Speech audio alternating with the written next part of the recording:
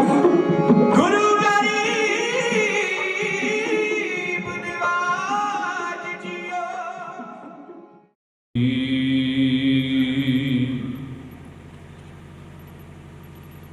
सत पुरख जिन जानिया सतगुर तिसका उदरै। जिस मिले मन होए आनंद सो सतगुर कहिए। मन की दुबदा बिन सुजाए हर परम पद लहिए।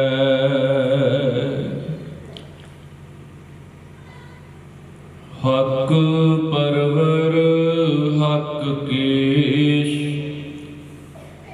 गुरु करता हर राय। सुल्तान हम दरवेश गुरु करता हर राय।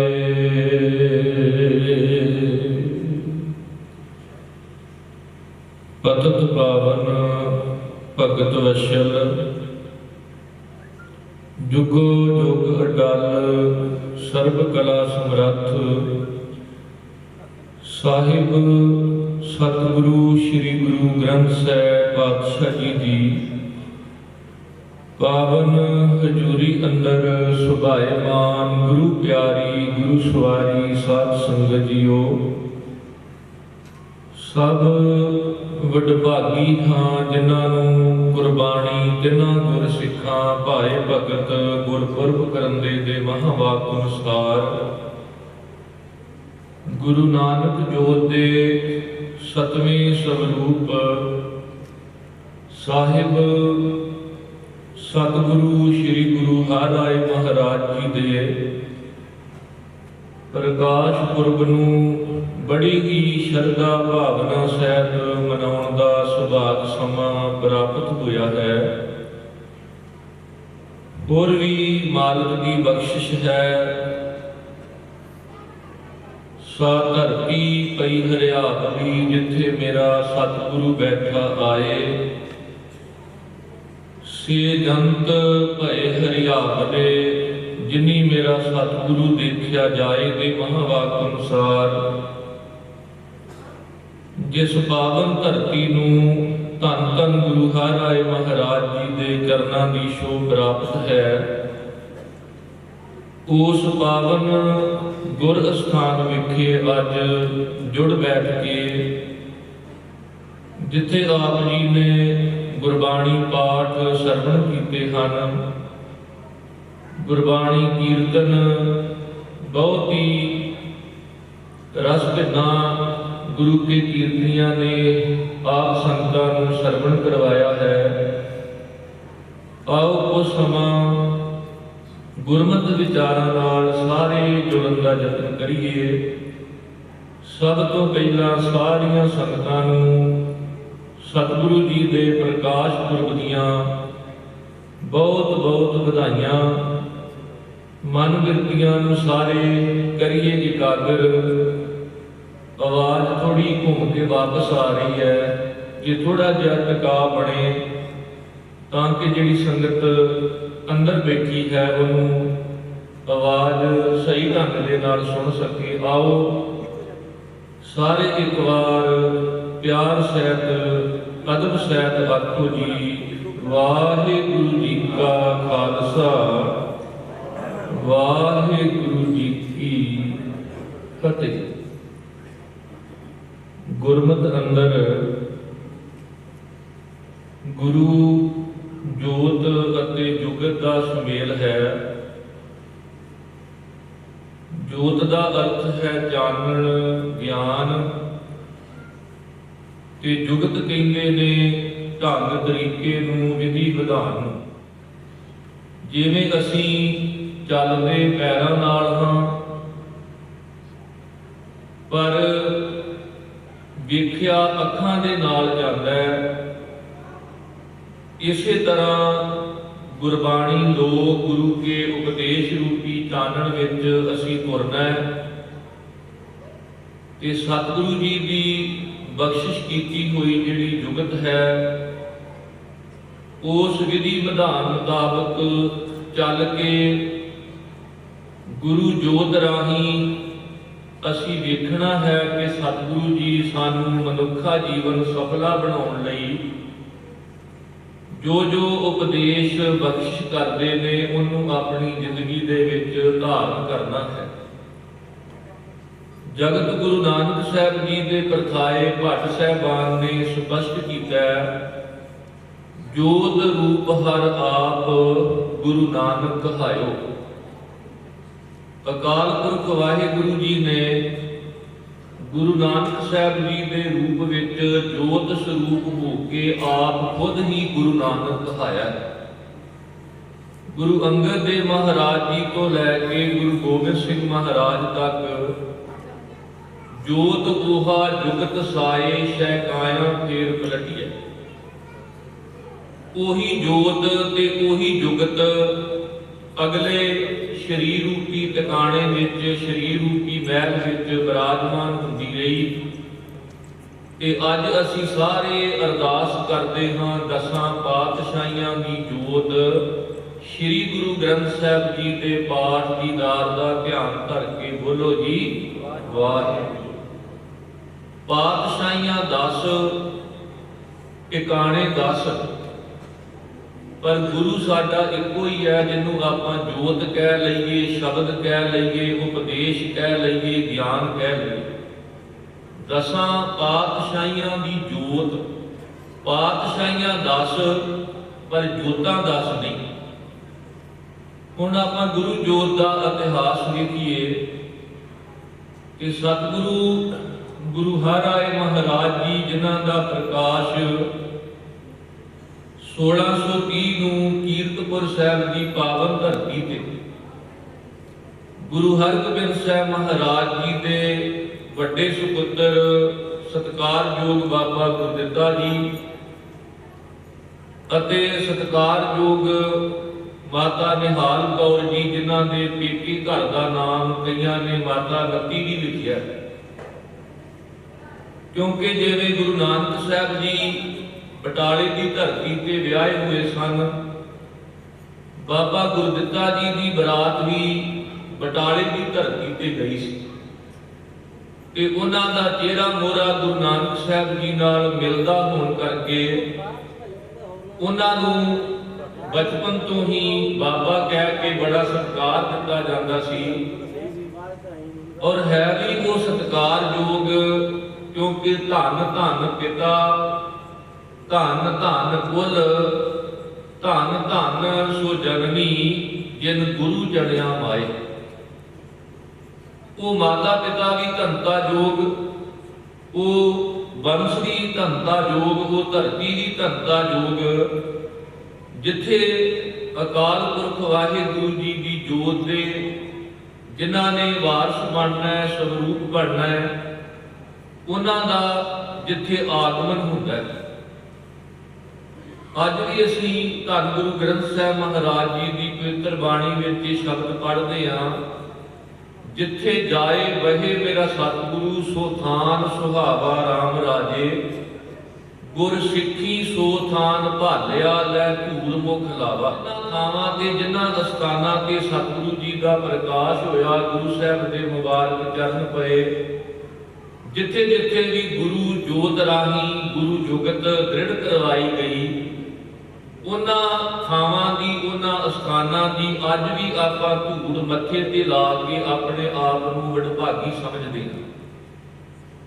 ਗੁਰੂ ਜੋਤ ਦਾ ਇਤਿਹਾਸ ਪੜ੍ਹੀਏ ਕਿ ਪਹਿਲਾਂ 4 ਪਾਤਸ਼ਾਹੀਆਂ ਤੱਕ ਜੇ ਘਰ ਵਿੱਚ ਕੋਈ ਪੁੱਤ ਪੋਤਰਾ ਯੋਗ ਨਹੀਂ ਸੀ ਤੇ ਇਹ ਵਡਿਆਈ ਬਾਹਰੋਂ ਆਏ ਜਿਹੜੇ ਸੇਵਕ ਸਨ, ਜਿਨ੍ਹਾਂ ਨੇ ਸਿੱਖੀ ਨੂੰ ਕਮਾਇਆ ਤੇ ਗੁਰੂ ਦਾ ਅੰਗ ਬਣ ਗਏ, ਗੁਰੂ ਦਾ ਰੂਪ ਹੋ ਗਏ, ਇਹ ਬਖਸ਼ਿਸ਼ਾਂ, ਇਹ ਵਡਿਆਈਆਂ ਉਹਨਾਂ ਨੂੰ ਪ੍ਰਾਪਤ ਹੋਈਆਂ। ਕਿਉਂਕਿ ਗੁਰੂ ਕੀ ਬਾਣੀ ਦੇ ਵਿੱਚ ਜਦੋਂ ਅਸੀਂ ਪੁੱਤ ਪੂਤ ਜਾਂ ਪੂਤਾ ਸ਼ਬਦ ਪੜਾਂਗੇ ਤੇ ਵੱਖਰੇ ਵੱਖਰੇ ਕਨਸੈਪਟ ਵਿੱਚ ਵੱਖਰੇ ਵੱਖਰੇ ਅਰਥਾਂ ਵਿੱਚ ਇਹ ਸ਼ਬਦ ਆਉਂਦੇ। ਜਿੱਥੇ ਅਸੀਂ ਇਹ ਪੜ੍ਹਦੇ ਹਾਂ, ਪੁੱਤਰੀ ਕੌਲ ਨਾ ਪਾਲਿਓ, ਕਰ ਪੀਰੋਂ ਕੰਨ ਮੁਰਟੀਐ, ਦਿਲ ਕੋਠੀ ਆਕੀ ਫਿਰਨ ਆਏ ਨ ਛਟੀਐ। ਉੱਥੇ ਅਰਥ ਹੋਣਗੇ ਕਿ ਜਿਨ੍ਹਾਂ ਦਾ ਜਨਮ ਗੁਰੂ ਘਰ ਹੋਇਆ ਪਰ ਉਹਨਾਂ ਦੇ ਦਿਲ ਵਿੱਚ ਖੋਟ ਹੋਣ ਕਰਕੇ ਉਹ ਸਤਿਗੁਰੂ ਜੀ ਦੇ ਉਪਦੇਸ਼ ਤੋਂ ਵਾਂਝੇ ਰਹੇ। ਸਤਿਗੁਰੂ ਜੀ ਨੇ 4 ਪੀੜ੍ਹੀਆਂ ਤੱਕ ਉਹਨਾਂ ਨੂੰ ਤਿਆਗ ਕੇ ਜਿਹੜੇ ਬਾਹਰੋਂ ਸੇਵਕ ਆਉਂਦੇ ਸਨ, ਗੁਰਤਾ ਗੱਦੀ ਦੀ ਵਡਿਆਈ ਉਹਨਾਂ ਨੂੰ ਬਖਸ਼ਿਸ਼ ਕੀਤੀ। ਭਾਈ ਸਾਹਿਬ ਭਾਈ ਗੁਰਦਾਸ ਜੀ ਜਿਹੜੇ ਖੁਦ ਆਪ ਗੁਰੂ ਅਮਰਦਾਸ ਜੀ ਦੀ ਕੁਲ ਵਿੱਚ ਪੈਦਾ ਹੋਏ ਨੇ, ਸਕੇ ਭਤੀਜੇ ਨੇ, ਕਿ ਹਰ ਬੰਦਾ ਆਪਣੀ ਅੰਸ਼ ਵੰਸ਼ ਨੂੰ ਆਪਣੀ ਕੁਲ ਨੂੰ ਸਲਾਉਂਦਾ। ਪਰ ਭਾਈ ਗੁਰਦਾਸ ਜੀ ਨੂੰ ਜਦੋਂ ਇਸ ਗੱਲ ਦੀ ਸਮਝ ਆਈ ਕਿ ਇੱਕ ਤਾਂ ਦੁਨਿਆਵੀ ਕੁਲ ਹੈ ਤੇ ਇੱਕ ਗੁਰੂ ਕੁਲ ਹੈ, ਨਾਨਕ ਕੁਲ ਨਿਮਲ ਅਵਤਰਿਓ, ਅੰਗਦ ਲੈਣਾ ਸੰਗ ਹੋ। ਇੱਕ ਤਾਂ ਗੁਰੂ ਅਮਰਦਾਸ ਜੀ ਦੀ ਦੁਨਿਆਵੀ ਕੁਲ ਹੈ, ਦੁਨਿਆਵੀ ਮਾਤਾ ਪਿਤਾ ਨੇ, ਦੁਨਿਆਵੀ ਪਰਿਵਾਰ ਹੈ, ਤੇ ਇੱਕ ਜਦੋਂ ਗੁਰੂ ਅੰਗਦ ਦੇਵ ਜੀ ਮਹਾਰਾਜ ਗੁਰੂ ਨਾਨਕ ਸਾਹਿਬ ਜੀ ਦੀ ਜਿਹੜੀ ਗੁਰੂ ਕੁਲ ਹੈ, ਇਹਦੇ ਸਿਧਾਂਤ ਵਿੱਚੋਂ ਬਾਬਾ ਅਮਰਦਾਸ ਜੀ ਦਾ ਜਨਮ ਹੋਇਆ, ਪ੍ਰਕਾਸ਼ ਹੋਇਆ, ਉਹ ਪ੍ਰਗਟ ਹੋਏ। ਭੱਲੋ ਉਹਾਰ ਤੇਜੋ ਤਨਾ, ਨਿਰਪਤ ਨਾਥ ਨਾਨਕ ਬਰ।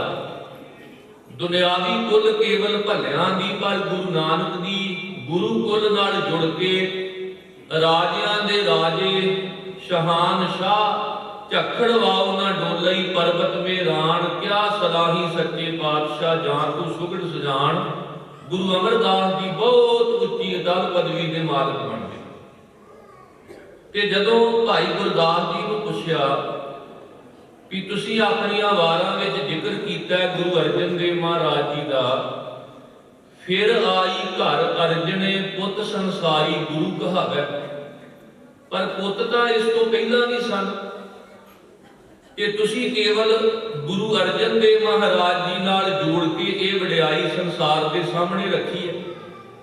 ਮੈਂ ਪਹਿਲਾਂ ਵੀ ਬੇਨਤੀ ਕੀਤੀ ਤੇ ਫਿਰ ਬੇਨਤੀ ਕਰਾਂ ਕਿ ਇੱਕ ਤਾਂ ਪੁੱਤ ਪੁੱਤਰ ਪੁੱਤਰੀ ਸ਼ਬਦ ਗੁਰੂ ਕੀ ਸੰਤਾਨ ਵਾਸਤੇ ਆਇਆ ਕਿ ਕੋਈ ਸਿੱਖ ਪੁੱਤ ਸੇਵਾ ਕਰੇ ਸਤਿਗੁਰੂ ਕੀ, ਤਿਸ ਕਾਰਜ ਸਭ ਸਵਾਰੇ।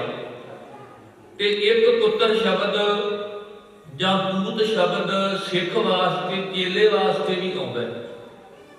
ਜਿਵੇਂ ਗੋਰਖ ਪੂਤ ਲੋਹਾ ਰੀਪਾ ਬੋਲੇ, ਜੋਗ ਜੁਗਤ ਵਿਦ ਸਾਈ।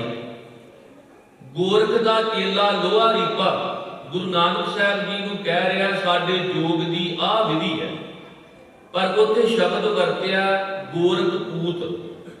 ਗੋਰਖ ਦਾ ਪੁੱਤਰ ਨਹੀਂ ਸੀ ਲੋਹਾ ਰੀਪਾ, ਗੋਰਖ ਦਾ ਚੇਲਾ ਸੀ।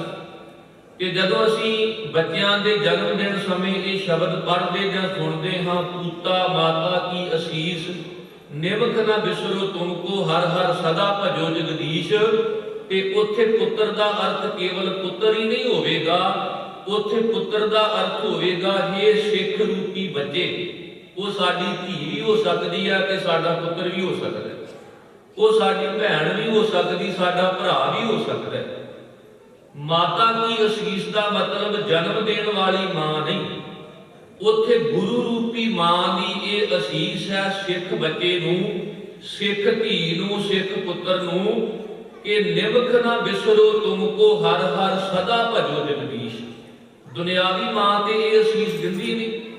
ਦੁਨਿਆਵੀ ਮਾਂ ਕਹਿੰਦੀ ਤੂੰ ਵੱਡੀਆਂ ਉਮਰਾਂ ਮਾਣੇ, ਤੈਨੂੰ ਵਿਦਿਆ ਦੀ ਦਾਤ ਮਿਲੇ, ਤੂੰ ਪੜ੍ਹ ਲਿਖ ਕੇ ਅਫਸਰ ਬਣੇ। ਕਦੇ ਦੁਨਿਆਵੀ ਮਾਂ ਨੇ ਕਿਹਾ ਕਿ ਨਿਮਖ ਨਾ ਬਿਸਰੋ ਤੁਮਕੋ, ਹਰ ਹਰ ਸਦਾ ਭਜੋ ਜਗਦੀਸ਼। ਇੱਥੇ ਗੁਰੂ ਮਾਂ ਦੀਆਂ ਅਸੀਸਾਂ ਨੇ। ਇਸੇ ਕਰਕੇ ਗੁਰੂ ਮਾਂ ਤੇ ਗੁਰੂ ਪਿਤਾ ਬਾਰੇ ਕਿਹਾ ਤੂੰ ਗੁਰ ਪਿਤਾ, ਤੂੰ ਹੈ ਗੁਰ ਮਾਤਾ, ਤੂੰ ਗੁਰ ਬੰਦਪ ਮੇਰਾ ਸਖਾ ਸਖਾਈ। ਗੁਰੂ ਮਾਂ ਸਿੱਖ ਰੂਪੀ ਬੱਚੇ ਨੂੰ, ਧੀ ਪੁੱਤਰ ਨੂੰ ਇਹ ਸਿੱਖਿਆ ਜਿਹੜੀ ਹੈ ਉਹ ਬਖਸ਼ਿਸ਼ ਕਰਦੇ। ਭਾਈ ਗੁਰਦਾਸ ਜੀ ਨੂੰ ਜਦੋਂ ਪੁੱਛਿਆ कि ਜਿਹੜੀ ਵਡਿਆਈ ਗੁਰੂ ਅਰਜਨ ਦੇਵ ਮਹਾਰਾਜ ਜੀ ਨੂੰ ਪੁੱਤਰ ਹੋ ਕੇ ਪ੍ਰਾਪਤ ਹੋਈ ਹੈ ਜਾਂ ਭਾਈ ਗੁਰਦਾਸ ਜੀ ਦੇ ਸਮੇਂ ਤੱਕ ਧੰਨ ਗੁਰੂ ਹਰਗੋਬਿੰਦ ਸਾਹਿਬ ਮਹਾਰਾਜ ਜੀ ਦਾ ਵੀ ਆਗਮਨ ਹੋ ਚੁੱਕਾ ਸੀ ਤੇ ਉਹਨਾਂ ਨੇ ਗੁਰੂ ਅਰਜਨ ਦੇਵ ਜੀ ਦੇ ਉਚਾਰਨ ਕੀਤੇ ਹੋਏ ਸ਼ਬਦ ਨੂੰ ਸੁਣਿਆ ਵੀ ਸੀ ਕਿ ਸਤਿਗੁਰ ਸਾਚੇ ਦੀਆ ਭੇਜ। ਤੇ ਉਹਦੇ ਵਿੱਚ ਜ਼ਿਕਰ ਆਉਂਦਾ ਹੈ, ਜੰਮਿਆ ਪੂਤ ਭਗਤ ਗੋਬਿੰਦ ਕਾ, ਪ੍ਰਗਟਿਆ ਸਭ ਮੈਂ ਲਿਖਿਆ ਧੁਰ ਕਾ। ਕਿ ਗੁਰੂ ਅਰਜਨ ਦੇਵ ਜੀ ਵੀ ਪੁੱਤਰ ਨੇ, ਗੁਰੂ ਹਰਗੋਬਿੰਦ ਸਾਹਿਬ ਜੀ ਵੀ ਪੁੱਤਰ ਨੇ, ਪਰ ਜਿਹੜੀ ਵਡਿਆਈ ਇਹਨਾਂ ਪੁੱਤਰਾਂ ਨੂੰ ਮਿਲੀ ਆ ਦੂਜਿਆਂ ਨੂੰ ਕਿਉਂ ਨਹੀਂ ਮਿਲੀ? ਤੇ ਉੱਥੇ ਭਾਈ ਗੁਰਦਾਸ ਜੀ ਜਿਹੜੇ ਖੁਦ ਗੁਰੂ ਕੁਲ ਵਿੱਚ ਪ੍ਰਗਟ ਹੋਏ, ਭਤੀਜੇ ਸਨ ਗੁਰੂ ਅਮਰਦਾਸ ਜੀ ਦੇ, ਜੇ ਉਹ ਚਾਹੁੰਦੇ ਤੇ ਉਹ ਵਡਿਆਈ ਲਿਖ ਸਕਦੇ ਸਨ, ਪਰ ਉਹਨਾਂ ਨੇ ਸੱਚ ਸੰਸਾਰ ਦੇ ਸਾਹਮਣੇ ਰੱਖਿਆ ਕਿ ਜਿਵੇਂ ਚੰਦਨ ਦੇ ਨੇੜੇ ਬਾਂਸ ਦੇ ਬੂਟੇ ਉੱਗ ਪੈਣ, ਚੰਦਨ ਸਾਰਿਆਂ ਨੂੰ ਸੁਗੰਧਿਤ ਕਰ ਦਿੰਦਾ ਹੈ, ओए भी चंदन होए रहे बसै जो चंदन पास, पर चंदन कै निकटै बसै बांस सुगंध न होए। ते जेड़े पुत पोतरे बांस की तरह सन वो गुरु रूपी चंदन तो सुगंधित ना हो सके। भाई गुरदास जी ने जिक्र किया, बाद जति श्री चंद है बबाना दियोरा बनाया, लक्ष्मी दासों धर्म चंद पोता होए कै आप गणाया। मंजी दास बहालिया दाता सिधासन सिख आया, मोहन कमला हुआ चुबारा मोरी मनाया। कह लगे महादेव अहमेव कर बेमुख कुत्ता भंकाया, मीना हुआ पिरथिया कर कर टोडक बल चलाया, चंदन वांस न बांस बुहाया। भी जिवें चंदन दे नेड़े बांस का बूटा उगे ते वो सुगंधी नहीं ना लैंदा। कबीर साचा सतगुर क्या करे, जो सिखा मैं चूक, जे अपने विच ही उकाई होवे खामी होवे ते सतगुरु की करे। भाव सतगुरु तां हमेशा अपने उपदेश नाल सुगंधित करना चाहुंदे ने, ते जे कोई सुगंधित नहीं होया ते ओदा मतलब भी गुरु घर जन्म लैके पुत्र बन के भी वो गुरु की वडियाई नूं ना समझ सके। इसे करके सके पुत्र बाबे प्रिथी चंद नूं गुरु रामदास जी मीना किया करते सन। इत्थे तक भी गुरबाणी में शब्द वरते ने, काहे पूत झगरत हो संग बाप, जिनके जने वडीरे तुम हो 300 झगरत पाप। जदों गुरु रामदास महाराज जी ने अपने दूजे दोवां पुत्रां नूं छड्ड के सब तो छोटे साहिबजादे धन गुरु अर्जन देव महाराज नूं गुरता गद्दी बख्शिश की ते प्रिथी चंद ने दावा किया कि मैं वड्डा चाहिए। पर उदों गुरु रामदास जी ने बाबे प्रिथी चंद नूं यह कहा सी कि मैं पिता वां, मैनूं नहीं पता भी वड्डा कौन है ते छोटा कौन, तैनूं बहुता पता है। अर्जन है निकड़ा मैं भी जाना, तू है वड्डा बुद्धिमान सियाणा, इस नूं मैं ही नहीं दिती गुरियाई, इस नूं थापी नाने है लाई। कहते जे मेरे ते विश्वास नहीं, 4 पीढ़ियां का इतिहास पढ़ के वेख ला, जिस घर विरती सोई जाने जगत गुरु नानक पूछ करो विचारा, 4 पीढ़ी आद जुगाद वकीली किने ना पायो हर, सेवक भाए नस्कार। ते हुण जदों असीं गुरु हर राय महाराज जी का परोपकारी जीवन पढ़ांगे कि सतगुरु गुरु हरगोबिंद साहिब महाराज जी ने 1644 विच गुरु हर राय महाराज जी नूं गुरगद्दी बख्शिश की। जदों कि 5 सुपुत्र धन गुरु हरगोबिंद साहिब महाराज जी दे मौजूद सन, गुरु हरगोबिंद साहिब जी ये दसना चाहुंदे सन कि जिवें 4 जामियां तक जे घर विच कोई पुत्र जोग नहीं सी ते बाहरों सेवक नूं ये वडियाई दित्ती जांदी रही, ते जे वड्डे पुत्र जोग नहीं उन्हां नूं छड्ड के गुरु अर्जन देव जी नूं वडियाई मिली। फिर गुरु हरगोबिंद साहिब महाराज जी नूं अर्जन काया पलट कै मूर्त हर गोबिंद सवारी। ते गुरु हरगोबिंद साहिब महाराज ये दसना चाहुंदे सन कि जिथे गुरु घर दे विच अपने पराए का कोई फर्क नहीं, वड्डे छोटे का कोई फर्क नहीं, उत्थे दादे पोते का भी फर्क नहीं। किते कोई ये ना समझ लवे कि दादा ही पोते नूं गुरियाई दे सकदा है। ਗੁਰੂ ਹਰਗੋਬਿੰਦ ਸਾਹਿਬ ਮਹਾਰਾਜ ਦਾਦਾ ਜੀ ਨੇ ਤੇ ਉਹਨਾਂ ਨੇ ਆਪਣੇ 5 ਪੁੱਤਰਾਂ ਨੂੰ ਛੱਡ ਕੇ ਆਪਣੇ ਪੋਤਰੇ ਗੁਰੂ ਹਰਿਰਾਏ ਮਹਾਰਾਜ ਜੀ ਨੂੰ ਗੁਰਗੱਦੀ ਬਖਸ਼ਿਸ਼ ਕੀਤੀ ਤੇ ਅੱਗੇ ਜਾ ਕੇ ਗੁਰੂ ਹਰਕ੍ਰਿਸ਼ਨ ਮਹਾਰਾਜ ਜੀ ਪੋਤਰੇ ਨੇ ਤੇ ਪੋਤਰਾ ਦਾਦੇ ਗੁਰੂ ਤੇਗ ਬਹਾਦਰ ਸਾਹਿਬ ਵੱਲ ਇਸ਼ਾਰਾ ਕਰਕੇ ਦਿੱਲੀ ਦੀ ਧਰਤੀ ਤੇ ਕਹਿ ਰਹੇ ਨੇ, ਬਾਬਾ ਬਸੇ ਦੇ ਗ੍ਰਾਮ ਬਕਾਲੇ ਬਨ ਗੁਰ ਸੰਗਤ ਸਗਰ ਸਮਾਲੇ। ਦਾਦਾ ਪੋਤੇ ਨੂੰ ਵਡਿਆਈ ਬਖਸ਼ਿਸ਼ ਕਰ ਰਿਹਾ ਤੇ ਪੋਤਰੇ ਤੋਂ ਫਿਰ ਦਾਦੇ ਨੂੰ ਇਹ ਵਡਿਆਈ ਜਿਹੜੀ ਹੈ ਉਹ ਮਿਲ ਰਹੀ ਹੈ।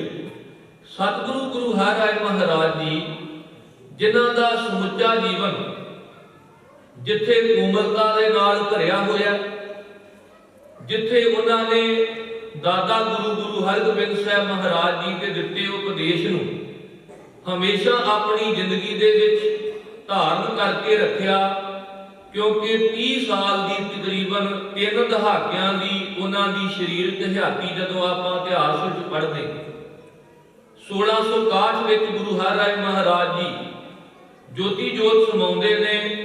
1630 ਤੋਂ ਲੈ ਕੇ 1661 ਤੱਕ ਤਕਰੀਬਨ 30 ਸਾਲ ਦਾ 31 ਸਾਲ ਦਾ ਇਹ ਜਿਹੜਾ ਸਮਾਂ ਹੈ ਉਹ ਬਣਦਾ। ਜਦੋਂ ਗੁਰੂ ਹਰਗੋਬਿੰਦ ਸਾਹਿਬ ਮਹਾਰਾਜ ਜੀ ਦੇ ਨਾਲ ਬਾਲਕ ਅਵਸਥਾ ਦੇ ਵਿੱਚ ਧੰਨ ਗੁਰੂ ਹਰਿਰਾਏ ਮਹਾਰਾਜ ਜੀ ਟਹਿਲ ਰਹੇ ਸਨ, ਸੈਰ ਕਰ ਰਹੇ ਸਨ।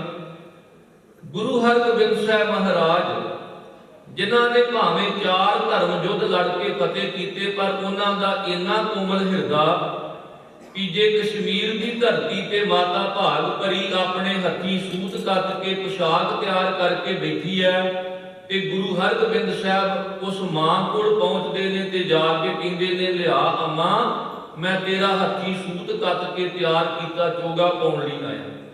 ਅੱਜ ਸਾਡੇ ਕਿੰਨੇ ਕਠੋਰ ਹਿਰਦੇ ਨੇ, ਸਾਨੂੰ ਜਨਮ ਦੇਣ ਵਾਲੀ ਮਾਂ ਤੜਫਦੀ ਰਹਿੰਦੀ ਹੈ ਤੇ ਬੱਚਾ ਕਹਿੰਦਾ ਮੈਂ ਤੇ ਆਪਣੇ ਪਤਨੀ ਵਿੱਚ, ਆਪਣੇ ਪੁੱਤਰਾਂ ਧੀਆਂ ਵਿੱਚ ਮਸਰੂਫ ਹਾਂ, ਮੈਂ ਤਾਂ ਆਪਣੇ ਧੰਦਿਆਂ ਵਿੱਚ, ਆਪਣੀ ਕਿਰਤ ਵਿੱਚ ਮਸਰੂਫ ਹਾਂ, ਮੇਰੇ ਕੋਲ ਤੇ ਸਮਾਂ ਹੀ ਨਹੀਂ ਮਾਂ ਮੈਂ ਤੇਰੇ ਕੋਲ ਆ ਸਕਾਂ। ਪਰ ਇੱਕ ਗੱਲ ਚੇਤਾ ਰੱਖਿਓ, ਕਿਰਤ ਤਾਂ ਮਾਤਾ ਪਿਤਾ ਵੀ ਕਰਦੇ ਸਨ। ਬਾਹਰੋਂ ਪਿਤਾ ਹਲ ਵਾ ਕੇ ਆਉਂਦਾ ਸੀ, ਬੱਚਾ ਵਿਹੜੇ ਵਿੱਚ ਖੇਡਦਾ ਸੀ, ਉਹ ਹੱਥ ਪੈਰ ਬਾਅਦ ਵਿੱਚ ਧੋਂਦਾ ਸੀ, ਪਹਿਲਾਂ ਬੱਚੇ ਨੂੰ ਚੁੱਕ ਕੇ ਆਪਣੀ ਛਾਤੀ ਨਾਲ ਲਾਉਂਦਾ ਸੀ। ਕਿਰਤ ਤਾਂ ਮਾਂ ਵੀ ਕਰਦੀ ਸੀ, ਕੱਪੜੇ ਧੋਂਦੀ, ਘਰ ਦਾ ਵਿਹੜਾ ਧੋਂਦੀ, ਰਸੋਈ ਘਰ ਵਿੱਚ ਜਾਂਦੀ, ਪਰ ਬੱਚੇ ਦੇ ਰੋਣ ਦੀ ਆਵਾਜ਼ ਨੂੰ ਸੁਣਦਿਆਂ ਮਾਂ ਦਾ ਕਲੇਜਾ ਫੜਦਾ ਤੇ ਜਾ ਕੇ ਚੁੱਕ ਕੇ ਛਾਤੀ ਨਾਲ ਲਾ ਦਿੰਦਾ। ਅੱਜ ਵੀ ਇਹ ਕਰਜ਼ਾ ਤਾਂ ਉਤਰਨਾ ਜੇ ਕਿ ਜਦੋਂ ਬਜ਼ੁਰਗ ਮਾਤਾ ਪਿਤਾ ਯਾਦ ਕਰਨ, ਕਹਿ ਦਿਓ ਆਪਣੀ ਪਤਨੀ ਨੂੰ, ਪੁੱਤਰ ਧੀਆਂ ਨੂੰ ਕਿ ਮੇਰੀ ਮਾਂ ਯਾਦ ਕਰ ਰਹੀ ਹੈ, ਮੇਰਾ ਪਿਤਾ ਯਾਦ ਕਰ ਰਿਹਾ, ਮੈਨੂੰ ਕੋਈ ਨਾ ਰੋਕੋ, ਮੈਂ ਜਾਣਾ। ਆਪਾਂ ਗੁਰੂ ਹਰਗੋਬਿੰਦ ਸਾਹਿਬ ਦੇ ਸਿੱਖਾਂ, ਜਿਸ ਮਾਂ ਨਾਲ ਕੋਈ ਬਲੱਡ ਰਿਲੇਸ਼ਨ ਨਹੀਂ, ਕਸ਼ਮੀਰ ਦਾ ਇਲਾਕਾ, ਪਹਾੜੀ ਇਲਾਕਾ, ਵਿਖਮ ਪੈਂਡਾ ਤੈਅ ਕਰਕੇ ਉਸ ਮਾਂ ਕੋਲ ਜਾ ਕੇ ਕਹਿੰਦੇ, ਲਿਆ ਮਾਂ, ਮੈਂ ਤੇਰਾ ਚੋਲਾ ਪਾਉਣਾ ਹੈ। ਕਿਉਂਕਿ ਜੰਗ ਯੁੱਧ ਕੇਵਲ ਆਖਰੀ ਹੀਲਾ ਸੀ। ਸਤਿਗੁਰੂ ਗੁਰੂ ਹਰਗੋਬਿੰਦ ਸਾਹਿਬ ਮਹਾਰਾਜ ਜੀ ਬਾਲਕ ਹਰਿਰਾਏ ਜੀ ਨੂੰ ਕਾਦਰ ਦੀ ਕੁਦਰਤ ਦਾ ਜਿਹੜਾ ਸੁਹੱਪਣ ਸੀ ਉਹਦੇ ਬਾਰੇ ਦਰਸਾ ਰਹੇ ਸਨ। ਜਿਵੇਂ ਆਸਾ ਜੀ ਦੀ ਵਾਰ ਜੋ ਸਾਡੇ ਸੰਗਤੀ ਨਿਤਨੇਮ ਦੇ ਵਿੱਚ ਸ਼ਾਮਲ ਹੈ, ਜਿਹੜਾ ਸਾਡਾ ਨਿੱਜੀ ਨਿਤਨੇਮ ਹੈ ਉਹ ਅਸੀਂ ਘਰ ਕਰਕੇ ਜਾਂਦੇ। ਇੱਥੇ ਆ ਕੇ ਜਿਹੜਾ ਆਸਾ ਦੀ ਵਾਰ ਦਾ ਕੀਰਤਨ ਹੈ ਨਾ, ਉਹ ਸਾਡਾ ਸੰਗਤੀ ਨਿਤਨੇਮ ਹੈ। ਜਿਵੇਂ ਇੱਕ ਹੋਮਵਰਕ ਹੁੰਦਾ, ਇੱਕ ਕਲਾਸ ਵਰਕ ਹੁੰਦਾ।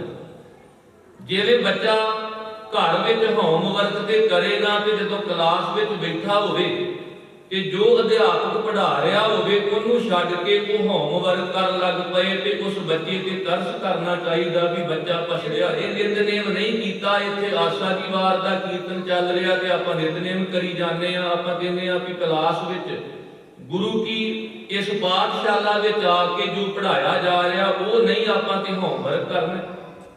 ਸਾਡਾ ਨਿੱਜੀ ਨਿਤਨੇਮ ਉਹ ਅਸੀਂ ਘਰ ਕਰਕੇ ਆਉਣਾ। ਤੇ ਇੱਥੇ ਸਤ ਸੰਗਤ ਸਤਿਗੁਰ ਚਟਸਾਲ ਹੈ ਜਿਤ ਹਰ ਗੁਣ ਸਿੱਖਾ। ਇਹ ਗੁਰੂ ਕੀ ਚਟਸਾਲ ਹੈ ਜਿੱਥੇ ਚਾਟੜੇ ਬਣ ਕੇ ਆਉਣਾ। ਕਿਉਂਕਿ ਮੇਰੇ RAM ਹਮ ਬਾਰਕ ਹਰ ਪ੍ਰਭ ਕੇ ਹੈ ਇਆਣੇ। ਧੰਨ ਧੰਨ ਗੁਰ ਸਤਿਗੁਰ ਪਾਂਦਾ ਜਿਨ ਹਰ ਉਪਦੇਸ਼ ਦੇ ਕੀਏ ਸਿਆਣੇ। ਗੁਰੂ ਅਧਿਆਪਕ ਹੈ ਤੇ ਗੁਰਬਾਣੀ ਸਾਡਾ ਸਿਲੇਬਸ ਹੈ। ਤੇ ਰੋਜ਼ ਜਿਹੜਾ ਸਾਨੂੰ ਸਬਕ ਮਿਲਦਾ ਹੈ ਨਾ, ਉਹ ਸ਼ਬਦ ਸਾਡੀ ਜ਼ਿੰਦਗੀ ਨੂੰ ਸਫਲ ਕਰਨ ਵਾਲਾ। ਇਸ ਕਰਕੇ ਜਦੋਂ ਗੁਰੂ ਕੀ ਸੰਗਤ ਵਿੱਚ ਆਉਂਦੇ ਹੋ, ਇਹ ਕਲਾਸ ਵਰਕ ਹੈ ਕਿ ਜਿੱਥੇ ਕਲਾਸ ਵਰਕ ਵਿੱਚ ਬੈਠ ਕੇ ਆਪਾਂ ਜੋ ਗੁਰੂ ਦਾ ਉਪਦੇਸ਼, ਪਾਠ, ਕੀਰਤਨ, ਕਥਾ ਦੇ ਰੂਪ ਵਿੱਚ ਸਾਨੂੰ ਦਿੱਤਾ ਜਾ ਰਿਹਾ ਹੈ, ਉਹਨੂੰ ਆਪਣੇ ਹਿਰਦੇ ਵਿੱਚ ਵਸਾਉਣਾ ਹੈ। ਆਸਾ ਜੀ ਦੀ ਵਾਰ ਵਿੱਚ ਗੁਰੂ ਹਰਗੋਬਿੰਦ ਸਾਹਿਬ ਮਹਾਰਾਜ ਜੀ ਆਪਣੇ ਪੋਤਰੇ ਬਾਲਕ ਹਰ ਰਾਏ ਜੀ ਨੂੰ ਸਮਝਾਉਂਦੇ ਨੇ ਕਿ ਗੁਰੂ ਨਾਨਕ ਸਾਹਿਬ ਜੀ ਨੇ ਕਾਦਰ ਦੀ ਕੁਦਰਤ ਤੋਂ ਬਲਹਾਰ ਜਾਂਦਿਆਂ ਇਹ ਬਚਨ ਕਹੇ ਨੇ, ਬਲਹਾਰੀ ਕੁਦਰਤ ਵਸਿਆ ਤੇਰਾ ਅੰਤ ਨ ਜਾਈ ਲਖਿਆ ਰਹਾਉ। ਕਿ ਜਿਸ ਦਿਨ ਦੀ ਕਾਦਰ ਨੇ ਕੁਦਰਤ ਸਾਜੀ ਹੈ, ਉਸ ਦਿਨ ਦਾ ਹੀ ਕਾਦਰ ਇਸ ਕੁਦਰਤ ਦੇ ਵਿੱਚ ਬੈਠ ਗਿਆ।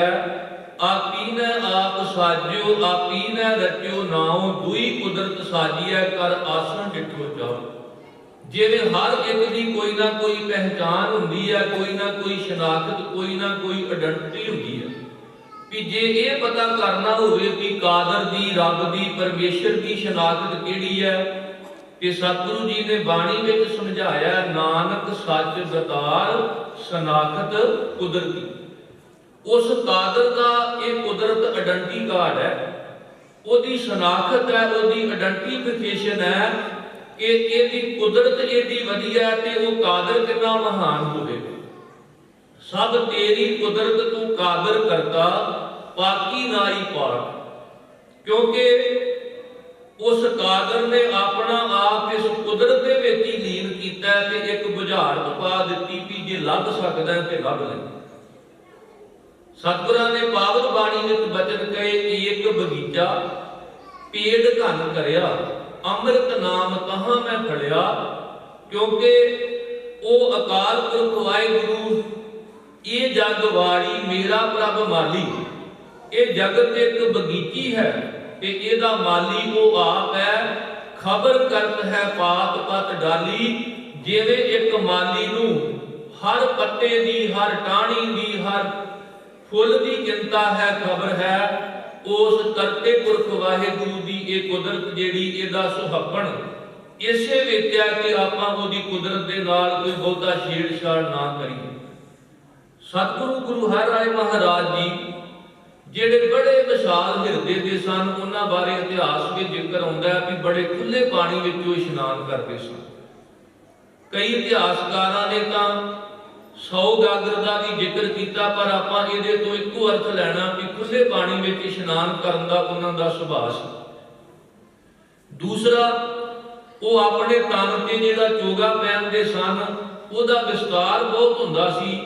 100 ਕਲੀਆਂ ਵਾਲਾ ਚੋਗਾ ਜਿਹੜਾ ਉਹ ਬਾਲਕ ਹਰਿਰਾਏ ਜੀ ਨੇ ਆਪਣੇ ਤਨ ਤੇ ਪਹਿਨਿਆ ਹੋਇਆ ਸੀ। ਇਹ ਜਦੋਂ ਬਾਗ ਦੇ ਵਿੱਚ ਟਹਿਲ ਰਹੇ ਸਨ, ਸੈਰ ਕਰ ਰਹੇ ਸਨ, ਤੇ ਅਚਾਨਕ ਚੋਗੇ ਦੀ ਇੱਕ ਕਲੀ ਜਿਹੜੀ ਸੀ ਉਹ ਅੜਨ ਦੇ ਕਾਰਨ ਜਿਹੜਾ ਟਾਹਣੀ ਨਾਲ ਫੁੱਲ ਜੁੜਿਆ ਹੋਇਆ ਸੀ ਉਹ ਟੁੱਟ ਗਿਆ। ਤੇ ਬਾਲਕ ਹਰਿਰਾਏ ਜੀ ਬੜਾ ਉਹਨਾਂ ਨੇ ਗੰਭੀਰਤਾ ਦੇ ਨਾਲ ਇਹ ਸੋਚਿਆ ਕਿ ਇਹ ਫੁੱਲ ਟਾਹਣੀ ਨਾਲ ਜੁੜਿਆ ਸੀ, ਕਿੰਨਾ ਸੋਹਣਾ ਲੱਗ ਰਿਹਾ ਸੀ, ਕਿੰਨੀ ਖੁਸ਼ਬੂ ਦੇ ਰਿਹਾ ਸੀ। ਕਿਉਂਕਿ ਜਿਹੜੇ ਅਧਿਆਤਮਿਕਵਾਦੀ ਹੁੰਦੇ ਨੇ, ਭਾਈ ਵੀਰ ਸਿੰਘ ਹੋਣਾ ਨੇ ਵੀ ਇੱਕ ਫੁੱਲ ਬਾਰੇ ਬੜੇ ਸੋਹਣੇ ਬਚਨ ਕਹੇ ਨੇ ਕਿ ਫੁੱਲ ਵੀ ਕਹਿੰਦਾ ਕਿ ਡਾਲੀ ਨਾਲੋਂ ਤੋੜਨਾ ਸਾਨੂੰ ਅਸਾਂ ਹੱਟ ਮਹਿਕ ਦੀ ਲਾਈ। ਲੱਖ ਗਾਹਕ ਜੇ ਸੁੰਗੇ ਆ ਕੇ ਖਾਲੀ ਇੱਕ ਨਾ ਜਾਈ। ਜੇ ਤੂੰ ਇੱਕ ਤੋੜ ਕੇ ਲੈ ਜਾਓ, ਇੱਕ ਜੋਗਾ ਰਹਿ ਜਾਸਾਂ, ਉਹ ਵੀ ਪਲਕ ਝਲਕਦਾ ਮੇਲਾ, ਰੂਪ ਮਹਿਕ ਨਾ ਸਜਾਈ। ਬਾਲਕ ਹਰਿਰਾਏ ਜੀ ਨੂੰ ਜਿਵੇਂ ਗੰਭੀਰ ਵੇਖ ਕੇ ਜਦੋਂ ਗੁਰੂ ਹਰਗੋਬਿੰਦ ਸਾਹਿਬ ਮਹਾਰਾਜ ਜੀ ਨੇ ਕਾਰਨ ਪੁੱਛਿਆ ਤੇ ਬਾਲਕ ਹਰਿਰਾਏ ਜੀ ਨੇ ਕਹਿ ਦਿੱਤਾ, ਮੇਰੇ ਚੋਗੇ ਨਾਲ ਅੜ ਕੇ ਆ ਫੁੱਲ ਟੁੱਟ ਕੇ ਧਰਤੀ ਤੇ ਡਿੱਗ ਪਿਆ। ਉਦੋਂ ਮੇਰੇ ਗੁਰੂ ਹਰਗੋਬਿੰਦ ਸਾਹਿਬ ਨੇ ਬਚਨ ਕਹੇ ਸਨ, ਬੇਟਾ ਦਾਮਨ ਸੰਕੋਚ ਚਲੋ। ਵੀ ਜੇ ਜ਼ਿੰਦਗੀ ਵਿੱਚ ਵਿਸਥਾਰ ਕਰਨਾ ਹੈ ਤੇ ਫਿਰ ਜ਼ਿੰਦਗੀ ਵਿੱਚ ਸੰਕੋਚ ਵੀ ਬੜਾ ਜ਼ਰੂਰੀ। ਵੀ ਜੇ 100 ਕਲੀਆਂ ਵਾਲਾ ਖੁੱਲਾ ਚੋਗਾ ਪਾਉਣ ਦਾ ਮਨ ਵਿੱਚ ਚਾਹ ਹੈ ਤੇ ਫਿਰ ਇਹਨੂੰ ਸੰਭਾਲਣ ਦੀ ਵੀ ਤੇ ਜ਼ਿੰਮੇਵਾਰੀ ਤੁਹਾਡੀ ਬਣਦੀ ਹੈ। ਕਿਉਂਕਿ ਤੁਹਾਡੇ ਕਰਕੇ ਲੋਕ ਆਬਾਦ ਹੋਣੇ ਚਾਹੀਦੇ ਨੇ, ਤੁਹਾਡੇ ਕਰਕੇ ਕੋਈ ਬਰਬਾਦ ਨਹੀਂ ਹੋਣਾ ਚਾਹੀਦਾ। ਅੱਜ ਫੁੱਲ ਟੁੱਟਿਆ ਤੇ ਕੱਲ ਨੂੰ ਕਿਸੇ ਦਾ ਦਿਲ ਟੁੱਟੇਗਾ ਤੇ ਜਿਹਨੂੰ ਆਦਤ ਬਣ ਜਾਵੇ ਉਹ ਫਿਰ ਦਿਲਾਂ ਤੋਂ ਬਾਅਦ ਤਨ ਵੀ ਤੋੜਨੇ ਸ਼ੁਰੂ ਕਰ ਦਿੰਦਾ ਹੈ। ਜਦੋਂ ਆਪਾਂ ਸਮਕਾਲੀ ਜਿਹੜਾ ਹਾਕਮ ਔਰੰਗਜ਼ੇਬ ਹੈ ਉਹਦਾ ਇਤਿਹਾਸ ਪੜਾਂਗੇ 1658 ਤੋਂ ਲੈ ਕੇ 1707 ਤੱਕ, ਉਹਨੂੰ ਲੋਕਾਂ ਦੇ ਤਨ ਤੋੜਨ ਦੀ ਆਦਤ ਪੈ ਗਈ ਸੀ। ਉਹਨੇ ਸਕੇ ਪਿਤਾ ਨੂੰ ਕੈਦ ਵਿੱਚ ਪਾਇਆ, ਸਕੇ ਭਰਾਵਾਂ ਦਾ ਕਤਲ ਕੀਤਾ, ਸਕੀ ਭੈਣ ਰੋਸ਼ਨ ਆਰਾ, ਸਕੀ ਬੇਟੀ ਜੇਬਨ ਨਿਸਾ ਤੇ ਸਰਮਦ ਵਰਗੇ ਫਕੀਰ ਵੀ ਜਿਹੜੇ ਸਨ ਉਹਨਾਂ ਨੂੰ ਵੀ ਉਹਨਾਂ ਬਖਸ਼ਿਆ।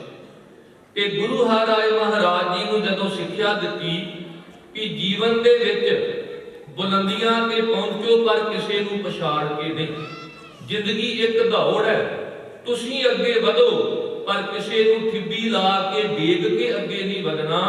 ਤੁਹਾਡੇ ਕੋਲ 4 ਮੰਜ਼ਲਾਂ ਘਰ ਹੋਵੇ ਪਰ ਇਹ ਨਹੀਂ ਕਿ ਤੁਸੀਂ ਕਿਸੇ ਗਰੀਬ ਦੀ ਝੁੱਗੀ ਢਾਹ ਕੇ ਉੱਥੇ ਘਰ ਬਣਾਓ। ਤੁਹਾਡੇ ਕੋਲ ਵਧੀਆ ਤੋਂ ਵਧੀਆ ਗੱਡੀਆਂ ਹੋਣ ਪਰ ਇਹਦਾ ਮਤਲਬ ਨਹੀਂ ਵੀ ਤੁਸੀਂ ਪੈਦਲ ਤੁਰੇ ਜਾਣ ਵਾਲਿਆਂ ਨੂੰ ਕੀੜੇ ਮਕੌੜੇ ਸਮਝ ਕੇ, ਜਿਵੇਂ ਲਖੀਮਪੁਰ ਕਾਂਡ ਹੋਇਆ ਸੀ ਵੀ ਇਨਸਾਨੀਅਤ ਦਾ ਘਾਣ ਕਰ ਦਿੱਤਾ, ਗੱਡੀ ਉੱਪਰੋਂ ਦੀ ਲੰਘਾ ਦਿੱਤੀ। ਸਾਹਿਬ ਕਹਿਣ ਲੱਗੇ ਜੇ ਜ਼ਿੰਦਗੀ ਵਿੱਚ ਵਿਸਤਾਰ ਕਰਨਾ ਹੈ, ਵੱਡੇ ਅਹੁਦਿਆਂ ਤੇ ਪਹੁੰਚਣਾ ਹੈ ਤੇ ਫਿਰ ਸੰਕੋਚ ਕਰਨਾ ਜ਼ਿੰਮੇਵਾਰੀ ਤੁਹਾਡੀ ਹੈ। ਬਸ ਇਹ ਕਹਿਣ ਦੀ ਦੇਰ ਸੀ ਕਿ ਗੁਰੂ ਹਰਿ ਮਹਾਰਾਜ ਜੀ ਨੇ ਉਸੇ ਵੇਲੇ ਆਪਣੇ ਤਨ ਤੇ ਪਹਿਨਿਆ ਚੋਗਾ ਸੰਕੋਚਿਆ। ਸਾਰੀ ਉਮਰ 100 ਕਲੀਆਂ ਵਾਲਾ ਚੋਗਾ ਪਹਿਨਿਆ ਨਹੀਂ ਤੇ ਨਾਲੇ ਉਹਦੀ ਸੰਭਾਲ ਵੀ ਕੀਤੀ, ਕਿਉਂਕਿ ਆਮ ਕਰਕੇ ਜਦੋਂ ਕਿਸੇ ਨੂੰ ਝਿੜਕ ਪਵੇ, ਕੋਈ ਸਿੱਖਿਆ ਦਿੱਤੀ ਜਾਵੇ ਤੇ ਅੱਗੋਂ ਕਹਿੰਦੇ ਲਓ ਜੀ ਆਪਾਂ ਅੱਜ ਤੋਂ ਬਾਅਦ ਆ ਕੰਮ ਨਹੀਂ ਕਰਨਾ। 100 ਕਲੀਆਂ ਵਾਲਾ ਚੋਗਾ ਪਹਿਨਿਆ ਨਹੀਂ ਤੇ ਨਾਲ ਦੀ ਨਾਲ ਉਹਦੀ ਸੰਭਾਲ ਵੀ ਕੀਤੀ। ਅਸਲ ਵਿੱਚ ਇਹ ਇੱਕ ਪ੍ਰਤੀਕ ਸੀ। ਜੋ ਵੀ ਫੁੱਲਾਂ ਦਾ ਪ੍ਰਤੀਕ ਹੈ, ਗੁਰੂ ਹਰਿ ਮਹਾਰਾਜ ਜੀ ਨੇ ਆਪਣੀ ਸਰੀਰਕ ਹਯਾਤੀ ਦੇ ਵਿੱਚ ਉਹਨਾਂ ਦੀ ਸੰਭਾਲ ਕੀਤੀ, ਉਹਨਾਂ ਦੀ ਰਾਖੀ ਕੀਤੀ। ਸਭ ਤੋਂ ਪਹਿਲਾਂ ਜਿਹੜੇ ਜੀਵ ਜੰਤੂ ਨੇ ਇਹ ਫੁੱਲਾਂ ਦੀ ਤਰ੍ਹਾਂ ਨੇ। ਗੁਰੂ ਹਰਿ ਮਹਾਰਾਜ ਜੀ ਸ਼ਿਕਾਰ ਖੇਡਦੇ, ਕਿਉਂਕਿ ਜੰਗਾਂ ਯੁੱਧਾਂ ਦਾ ਸਮਾਂ ਸੀ, ਸਿੱਖਾਂ ਨੂੰ ਪੂਰੀ ਸਿਖਲਾਈ ਵੀ ਦਿੱਤੀ ਜਾਂਦੀ ਸੀ। 2200 ਘੋੜ ਸਵਾਰ ਸੈਨਿਕ ਵੀ ਰੱਖੇ ਪਰ ਜੰਗ ਕੋਈ ਨਹੀਂ ਲੜਿਆ। ਸ਼ਿਕਾਰ ਖੇਡਦੇ ਤੇ ਜੰਗਲੀ ਜੀਵਾਂ ਨੂੰ ਪਕੜ ਕੇ ਲਿਆ ਕੇ ਕੀਰਤਪੁਰ ਸਾਹਿਬ ਦੀ ਧਰਤੀ ਤੇ ਉਹਨਾਂ ਦੀ ਦੇਖਭਾਲ ਕਰਦੇ ਤੇ ਕਰਾਉਂਦੇ। ਇੱਕ ਚਿੜੀਆ ਘਰ ਵਾਂਗ ਜਿਹੜੇ ਜੰਗਲੀ ਜੀਵ ਸਨ ਉਹਨਾਂ ਨੂੰ ਉੱਥੇ ਲਿਆ ਕੇ ਉਹਨਾਂ ਦੀ ਦੇਖਭਾਲ ਕੀਤੀ।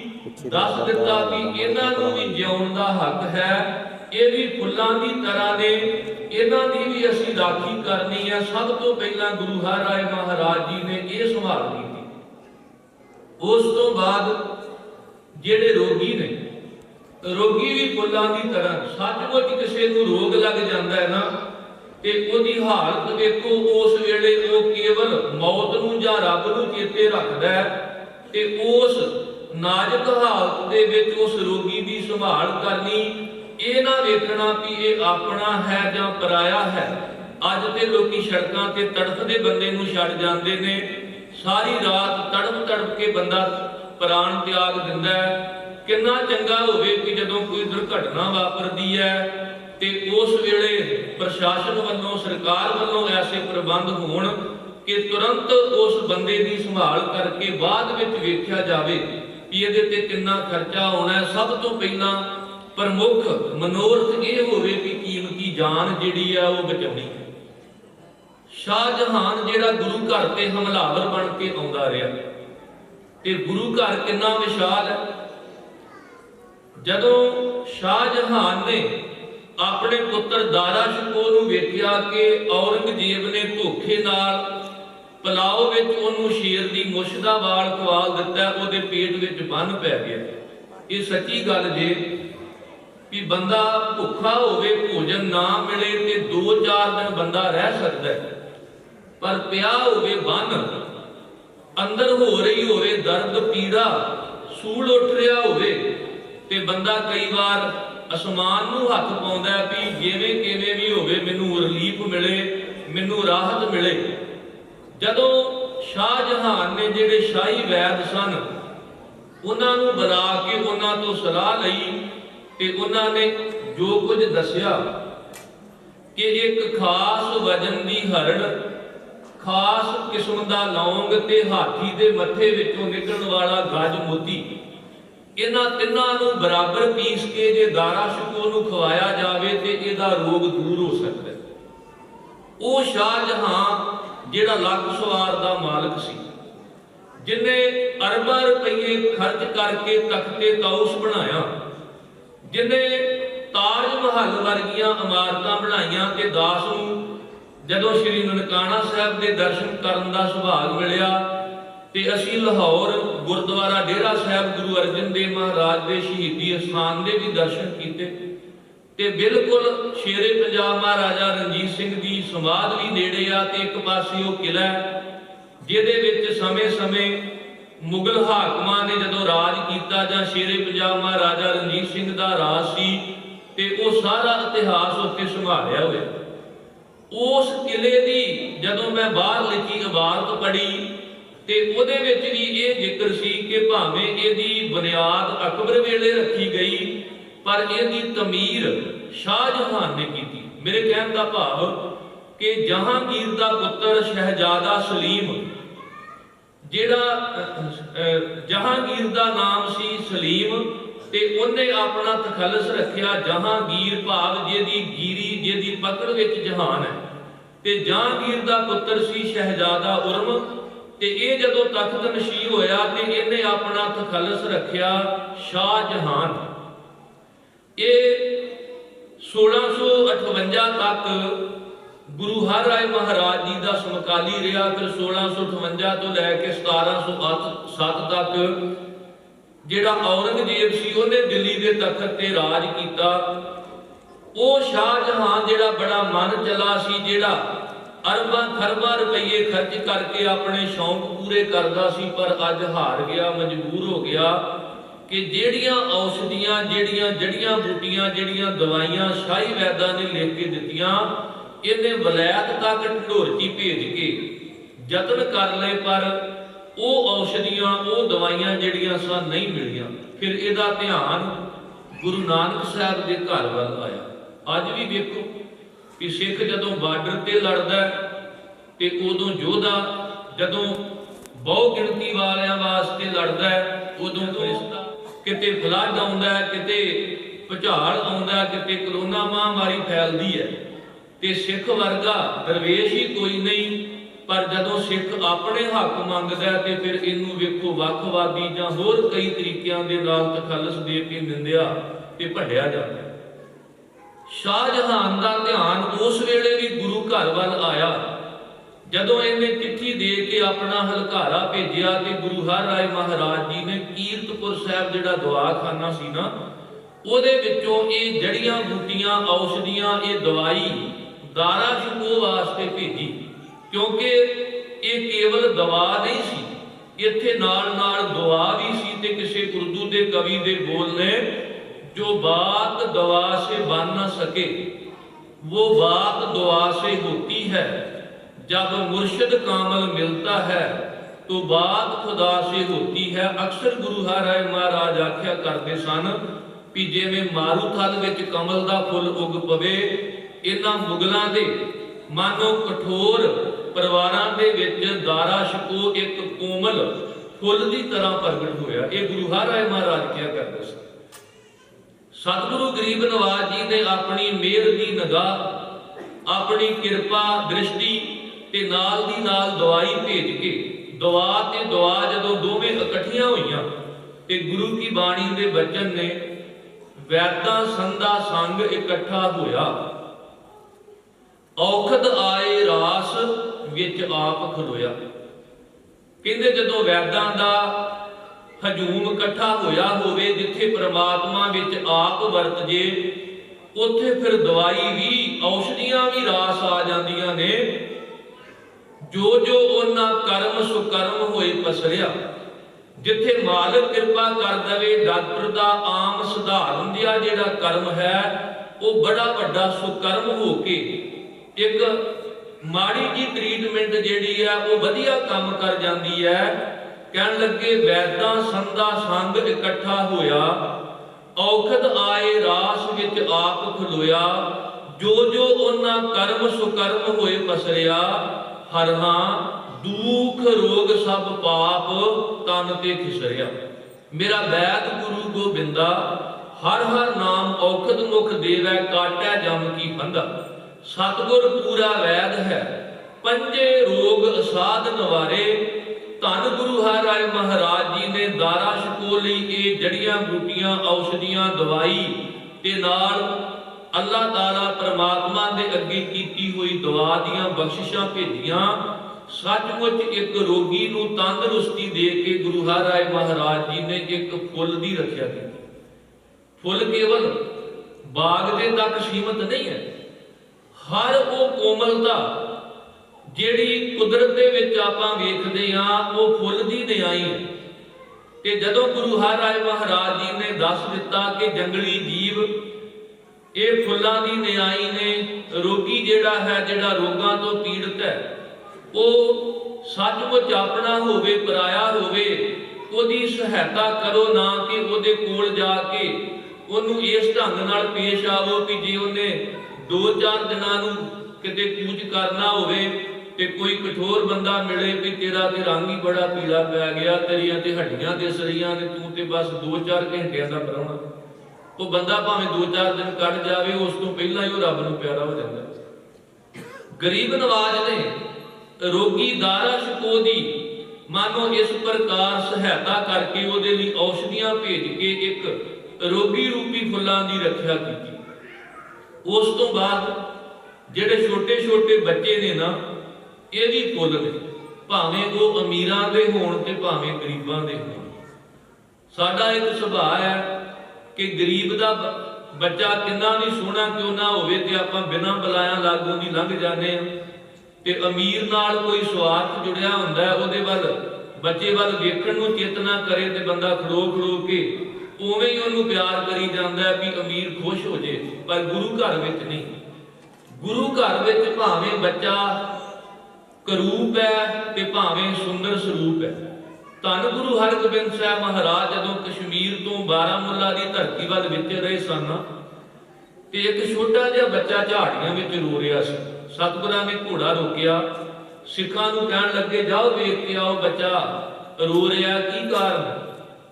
ਤੇ ਕੀ ਵੇਖਿਆ ਵੀ ਬੱਚੇ ਦੇ ਜੰਮਦਿਆਂ ਦੰਦ ਉੱਗੇ ਹੋਏ ਸਨ। ਉਹ ਬੱਚਾ ਬੜਾ ਕਰੂਪ ਸੀ, ਉਹਦੇ ਵੱਲ ਵੇਖਣ ਨੂੰ ਜੀ ਵੀ ਨਹੀਂ ਸੀ ਕਰਦਾ। ਤੇ ਗੁਰੂ ਕੇ ਸਿੱਖ ਵਾਪਸ ਮੋੜ ਆਏ, ਕਹਿਣ ਲੱਗੇ ਕਿਸੇ ਵਹਿਮੀ ਭਰਮਾਂ ਭੁਲੇਖਿਆਂ ਵਿੱਚ ਪਏ ਮਾਤਾ ਪਿਤਾ ਨੇ ਕਿਸੇ ਤੋਂ ਪੁੱਛਿਆ ਹੋਣਾ ਵੀ ਬੱਚੇ ਦੇ ਜੰਮਦਿਆਂ ਦੰਦ ਨੇ, ਤੇ ਉਹਨੇ ਕਿਹਾ ਹੋਣਾ ਵੀ ਇਹ ਮਾਂ ਪਿਓ ਤੇ ਭਾਰੂ ਹੈ, ਤੇ ਉਹ ਬੱਚੇ ਨੂੰ ਕੁਥਰਾ ਜਾਣ ਕੇ ਝਾੜੀਆਂ ਵਿੱਚ ਸੁੱਟ ਗਏ।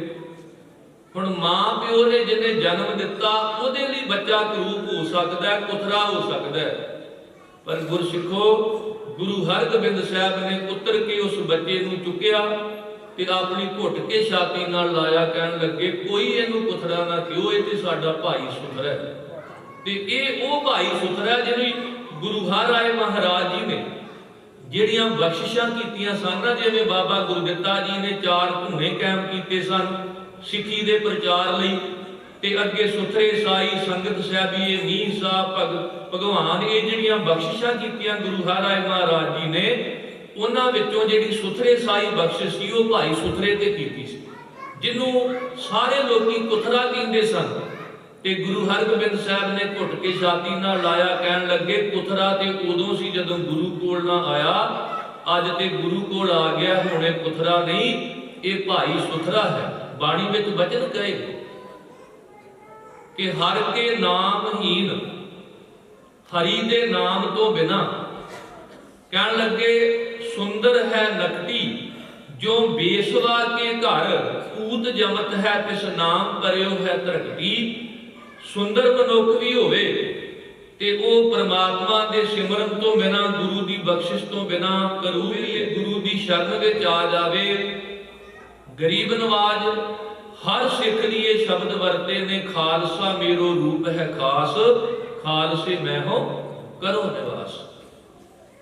ਜਦੋਂ ਛੋਟੇ ਛੋਟੇ ਬੱਚੇ ਜਿਹੜੇ ਨੇ ਉਹ ਫੁੱਲਾਂ ਦੀ ਤਰ੍ਹਾਂ ਨੇ, ਸਤਿਗੁਰੂ ਗੁਰੂ ਹਰਗੋਬਿੰਦ ਸਾਹਿਬ ਮਹਾਰਾਜ ਜੀ ਨੇ ਜਦੋਂ ਮਾਲਵੇ ਦੀ ਧਰਤੀ ਤੇ ਗੁਰੂ ਸਾਹਿਬ ਮਹਾਰਾਜ ਚੌਥਾ ਧਰਮ ਯੁੱਧ ਲੜ ਕੇ ਫਤਿਹ ਕੀਤਾ, ਉਸ ਇਲਾਕੇ ਦੇ ਵੱਖਰੇ ਵੱਖਰੇ ਲੋਕਾਂ ਵੱਲੋਂ ਸਤਿਗੁਰੂ ਜੀ ਨੂੰ ਸਹਿਯੋਗ ਦਿੱਤਾ ਗਿਆ। ਜਦੋਂ ਗੁਰੂ ਹਰਿ ਮਹਾਰਾਜ ਜੀ ਮਾਲਵੇ ਦੀ ਧਰਤੀ ਤੇ ਗਏ क्योंकि गुरु हरराय महाराज जी ने तुहाडे इस दुआबे की धरती ते जिवें महान कोश का जिक्र कर रहे सन वीर जी, इवें सतगुरु जी ने मालवे की धरती में भी भाग लाए।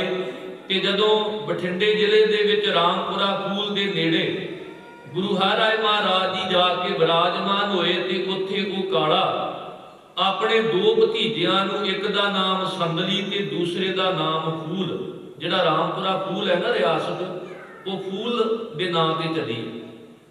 पर यह पटियाला रियासत, नाभा रियासत, जींद रियासत, फूल रियासत, इन्हां दा पिछोकड़ पता की है? इन्हां दे बच्चियां दे तन ते पाउण लई कपड़े भी नहीं सन। इन्हां दे बच्चियां कोल दो वक्त की खाण की रोटी भी नहीं सी, पर फिर भी गुरु घर की ये सेवा करते। काला सिर दे उपर दुध वाली मटकी चुक के जिन्हों अग दे उपर रख के दुध नूं काढ़िया हुंदा, उपर शकाला दिता हुंदा, जदों मलाई आ जांदी ते अपने सिर ते बिन्नू रख के वो गर्म गर्म दुध गुरु हरराय महाराज जी नूं छकाउण वास्ते जांदा सी। एक दिन बिन्नू भुल गया कि जदों सिर ते दुध की जिहड़ी गर्म मटकी सी चुकी हुई सी, उहदे नाल खोपड़ी मत्थे तो इंज लगन लगा कि जिवें थल्लड़ा हिस्सा थल्ले ते उपरला उपर हो गया। अज भी किसी को सट लगे तो खोपड़ी उतर जाए तो डॉक्टर फिर उस वेले जोड़ देंगे। जदों गुरु हरराय महाराज जी ने वेख्या भी इन्ना सेक लगा भी खोपड़ी वाकू होने नूं तैयार है, सतगुरु गुरु हरराय महाराज जी बड़े प्रसन्न होए, कहन लगे काले मंग जो मंगना। कहन लगा जी कल नूं मंगा। अपने दोवां भतीजियां नूं, एक संदली ते दूजा फूल, जिन्हां दे तन ते कपड़ा भी नहीं सी, ते आण के अपना पेट वजाउण लग पे गुरु हरराय महाराज दे अगे। सतगुरु कहन लगे काले की कहिंदे? काला कहन लगा सतगुरु जी ये भुखे ने, तन ते कपड़ा नहीं, ये कह रहे ने भी साडे जीवन विच सानू तन निर्वाह लई, खाण लई, भोजन वरतन लई, धन पहनण लई कपड़ा चाहिए।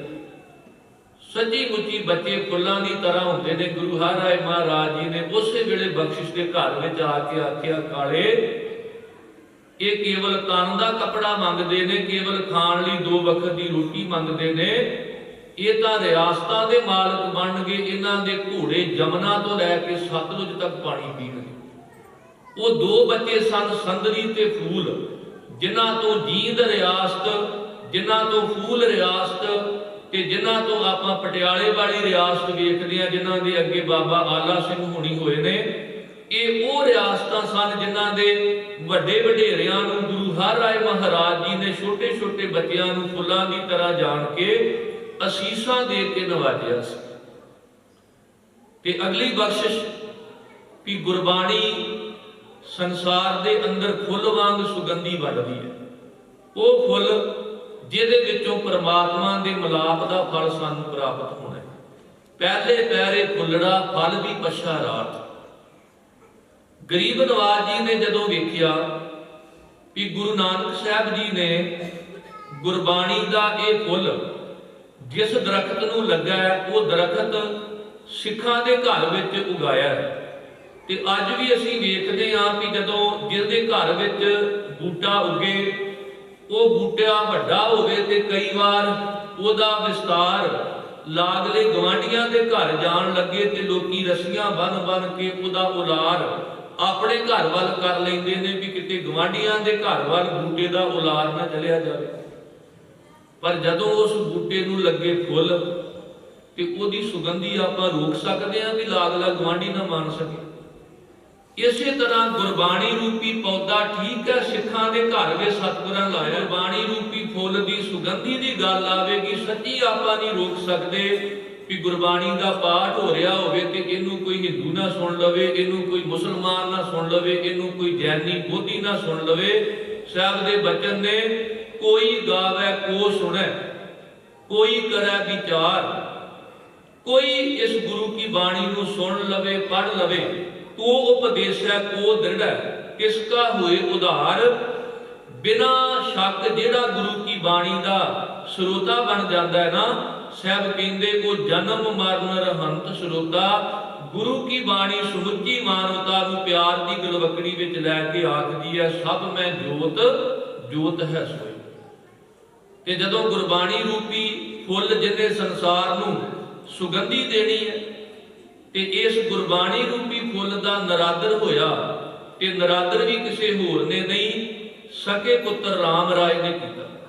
ਕਿਉਂਕਿ ਇਹਦੀ ਬਿਰਤੀਆਂ ਗੁਰੂ ਘਰ ਵਿੱਚ ਵੀ ਦੋ ਬਿਰਤੀਆਂ ਨੇ, ਇੱਕ ਬਿਰਤੀ ਬਾਬੇ ਪ੍ਰਿਥੀ ਚੰਦ ਵਾਲੀ ਤੇ ਇੱਕ ਗੁਰੂ ਅਰਜਨ ਦੇਵ ਜੀ ਵਾਲੀ, ਇੱਕ ਬਾਬੇ ਧੀਰਮਲ ਵਾਲੀ ਤੇ ਇੱਕ ਗੁਰੂ ਹਰ ਰਾਏ ਮਹਾਰਾਜ ਵਾਲੀ, ਇੱਕ ਬਾਬਾ ਰਾਮ ਰਾਏ ਜੀ ਵਾਲੀ ਤੇ ਇੱਕ ਗੁਰੂ ਹਰਕ੍ਰਿਸ਼ਨ ਮਹਾਰਾਜ ਜੀ ਵਾਲੀ। ਜਦੋਂ ਬਾਬੇ ਧੀਰਮਲ ਨੇ ਬਾਬਾ ਗੁਰਦਿੱਤਾ ਜੀ ਦੇ ਘਰ ਜਨਮ ਲਿਆ ਤੇ ਗੁਰੂ ਹਰਗੋਬਿੰਦ ਸਾਹਿਬ ਜੀ ਨੇ ਕਹਿ ਦਿੱਤਾ ਸੀ ਤਾਇਆ ਫਿਰ ਜੰਮ ਪਿਆ। ਭਾਵ ਇਹ ਧੀਰਮਲ ਪ੍ਰਿਥੀ ਚੰਦ ਦੀ ਬਿਰਤੀ ਦਾ ਧਾਰਨੀ ਹੈ, ਜਿਹੜਾ ਗੁਰੂ ਘਰ ਤੇ ਹਮਲੇ ਵੀ ਕਰਦਾ ਰਿਹਾ। ਗੁਰੂ ਤੇਗ ਬਹਾਦਰ ਸਾਹਿਬ ਤੇ ਗੋਲੀ ਵੀ ਉਹਨੇ ਚਲਾ ਦਿੱਤੀ ਸੀ। ਧੀਰਮਲੀਆਂ ਨੇ ਸੱਚਖੰਡ ਸ੍ਰੀ ਹਰਿਮੰਦਰ ਸਾਹਿਬ ਦੇ ਦਰਵਾਜ਼ੇ ਗੁਰੂ ਤੇਗ ਬਹਾਦਰ ਸਾਹਿਬ ਨੇ ਬੰਦ ਕਰ ਦਿੱਤੇ ਸਨ। ਹੈ ਗੁਰੂ ਕਾ ਪੁੱਤ ਪੋਤਰਾ। ਤੇ ਅੱਜ ਵੀ ਸਾਨੂੰ ਭੁਲੇਖਿਆਂ ਵਿੱਚ ਨਹੀਂ ਰਹਿਣਾ ਚਾਹੀਦਾ ਵੀ ਸ਼ਾਇਦ ਕੋਈ ਗੁਰੂ ਕਾ ਪੁੱਤ ਪੋਤਰਾ ਹੈ। ਨਹੀਂ, ਭਾਈ ਗੁਰਦਾਸ ਜੀ ਨੇ ਦੱਸ ਦਿੱਤਾ, ਰੜਾ ਜੋ ਸੰਗਤ ਮੀਣਿਆ ਉੱਠ ਚੱਲੇ ਨਰਾਸਾ। ਜਿਹੜਾ ਗੁਰੂ ਅਰਜਨ ਦੇਵ ਦੀ ਸੰਗਤ ਛੱਡ ਕੇ ਇਹਨਾਂ ਮੀਣਿਆਂ ਵੱਲ ਜਾਵੇਗਾ, ਉਹਦੀ ਆਸ ਕਦੇ ਪੂਰੀ ਹੋ ਨਹੀਂ ਸਕਦੀ। ਤੇ ਇਹੀ ਬਚਨ ਢੁਕਦੇ ਨੇ ਕਿ ਜੇ ਤੇ ਸਿੱਖ ਅਨੰਦਪੁਰ ਸਾਹਿਬ ਜਾਵੇਗਾ ਤੇ ਆਸ ਪੂਰੀ ਹੋਵੇਗੀ, ਤੇ ਜੇ ਇਹਨੇ ਫਿਰ ਝਾਕ ਰੱਖੀ ਵੀ ਗਾਂ ਮੈਂ ਧੌਲੀ ਧਾਰ ਨਾ ਜਾਵਾਂ, ਤੇ ਫਿਰ ਕਦੇ ਆਸ ਨਹੀਂ ਜੇ ਪੂਰੀ ਹੋਣੀ। ਕਿਉਂਕਿ ਭੂਤਾਂ ਪ੍ਰੇਤਾਂ ਨੂੰ ਮੰਨਣ ਵਾਲੇ ਭੂਤ ਪ੍ਰੇਤ ਹੀ ਬਣਨਗੇ। ਜੇ ਖਾਲਸਾ ਮੇਰੋ ਰੂਪ ਹੈ ਖਾਸ ਬਣਨਾ ਹੈ, ਤੇ ਫਿਰ ਜਿਵੇਂ ਮੁਸਲਮਾਨ ਵੀਰ ਕਹਿੰਦੇ ਨੇ ਮੱਕਿਓਂ ਪਰੇ ਉਜਾੜ, ਸਿੱਖ ਦੀ ਵੀ ਅਨੰਦਪੁਰ ਸਾਹਿਬ ਤੋਂ ਅੱਗੇ ਉਜਾੜ ਤਾਂ ਹੋ ਸਕਦੀ ਹੈ, ਪਰ ਇਹਦੀ ਮੰਜ਼ਿਲ ਅਨੰਦਪੁਰ ਸਾਹਿਬ ਹੈ। ਤੇ ਜਿਹਨੂੰ ਅਨੰਦਪੁਰ ਸਾਹਿਬ ਜਾ ਕੇ ਵੀ ਆਨੰਦ ਨਾ ਆਇਆ, ਉਹਨੂੰ ਫਿਰ ਕਿਤੋਂ ਵੀ ਆਨੰਦ ਨਹੀਂ ਜੇ ਮਿਲ ਸਕਦਾ। ਇਸ ਕਰਕੇ ਗੁਰੂ ਘਰ ਦੇ ਵਿੱਚ ਗਰੀਬ ਨਵਾਜ ਜੀ ਨੇ ਇਹਨਾਂ ਦੋਵਾਂ ਬਿਰਤੀਆਂ ਦਾ ਜ਼ਿਕਰ ਕੀਤਾ। ਜਦੋਂ ਔਰੰਗਜ਼ੇਬ ਨੇ ਇਹ ਸੁਣਿਆ ਕਿ ਜਦੋਂ ਮੈਂ ਦਾਰਾ ਸ਼ਿਕੋਹ ਨੂੰ ਪਲਾਓ ਵਿੱਚ ਸ਼ੇਰ ਦੀ ਮੁੱਛ ਦਾ ਵਾਲ ਖਵਾਲਿਆ, ਤੇ ਉਹਨੂੰ ਠੀਕ ਕਰਨ ਲਈ ਗੁਰੂ ਹਰ ਰਾਏ ਮਹਾਰਾਜ ਜੀ ਦੇ ਦਵਾਖਾਨੇ ਵਿੱਚੋਂ ਜੜੀਆਂ ਬੂਟੀਆਂ ਆਈਆਂ।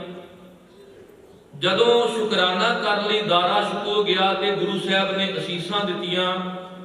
ਔਰੰਗਜ਼ੇਬ ਜਿਹੜਾ ਚਾਹੁੰਦਾ ਸੀ ਮੈਂ ਗੁਰੂ ਹਰ ਰਾਏ ਮਹਾਰਾਜ ਜੀ ਨੂੰ ਦਿੱਲੀ ਬੁਲਾਵਾਂ ਤੇ ਫਿਰ ਇੱਥੇ ਉਹਨਾਂ ਨੂੰ ਮੈਂ ਉਲਝਾਉਣ ਦਾ ਯਤਨ ਕਰਾਂਗਾ, ਪਰ ਸਤਿਗੁਰੂ ਜੀ ਨੇ ਸੰਗਤਾਂ ਨਾਲ ਵਿਚਾਰ ਕਰਨ ਤੋਂ ਬਾਅਦ ਆਪ ਦਿੱਲੀ ਜਾਣ ਦੀ ਬਜਾਏ ਆਪਣੇ ਪੁੱਤਰ ਬਾਬਾ ਰਾਮ ਰਾਏ ਜੀ ਨੂੰ ਨੁਮਾਇੰਦਾ ਬਣਾ ਕੇ ਭੇਜਿਆ। ਥਾਪੜਾ ਦਿੱਤਾ ਕਿ ਜਾਓ, ਤੁਹਾਡੀ ਰਸਨਾ ਤੇ ਗੁਰੂ ਨਾਨਕ ਸਾਹਿਬ ਦਾ ਵਾਸਾ ਹੋਵੇਗਾ, ਜੋ ਕਹੋਗੇ ਉਹ ਸੱਚ ਹੋਵੇਗਾ, ਪਰ ਕਦੇ ਕਿਸੇ ਖੁਸ਼ਾਮਦ ਦੇ ਕਾਰਨ ਗੁਰਬਾਣੀ ਦੇ ਸਿਧਾਂਤ ਨੂੰ ਬਦਲਣਾ ਨਹੀਂ, ਕਦੇ ਡੋਲਣਾ ਨਹੀਂ। ਬਾਬਾ ਰਾਮ ਰਾਏ ਜੀ ਚਲੇ ਗਏ। ਜਿੰਨੀਆਂ ਵੀ ਚਾਹੀਆਂ ਔਰੰਗਜ਼ੇਬ ਨੇ ਉਹਨਾਂ ਕਰਾਮਾਤਾਂ ਵਿਖਾਈਆਂ, ਰਿੱਧੀਆਂ ਸਿੱਧੀਆਂ ਵਿਖਾਈਆਂ।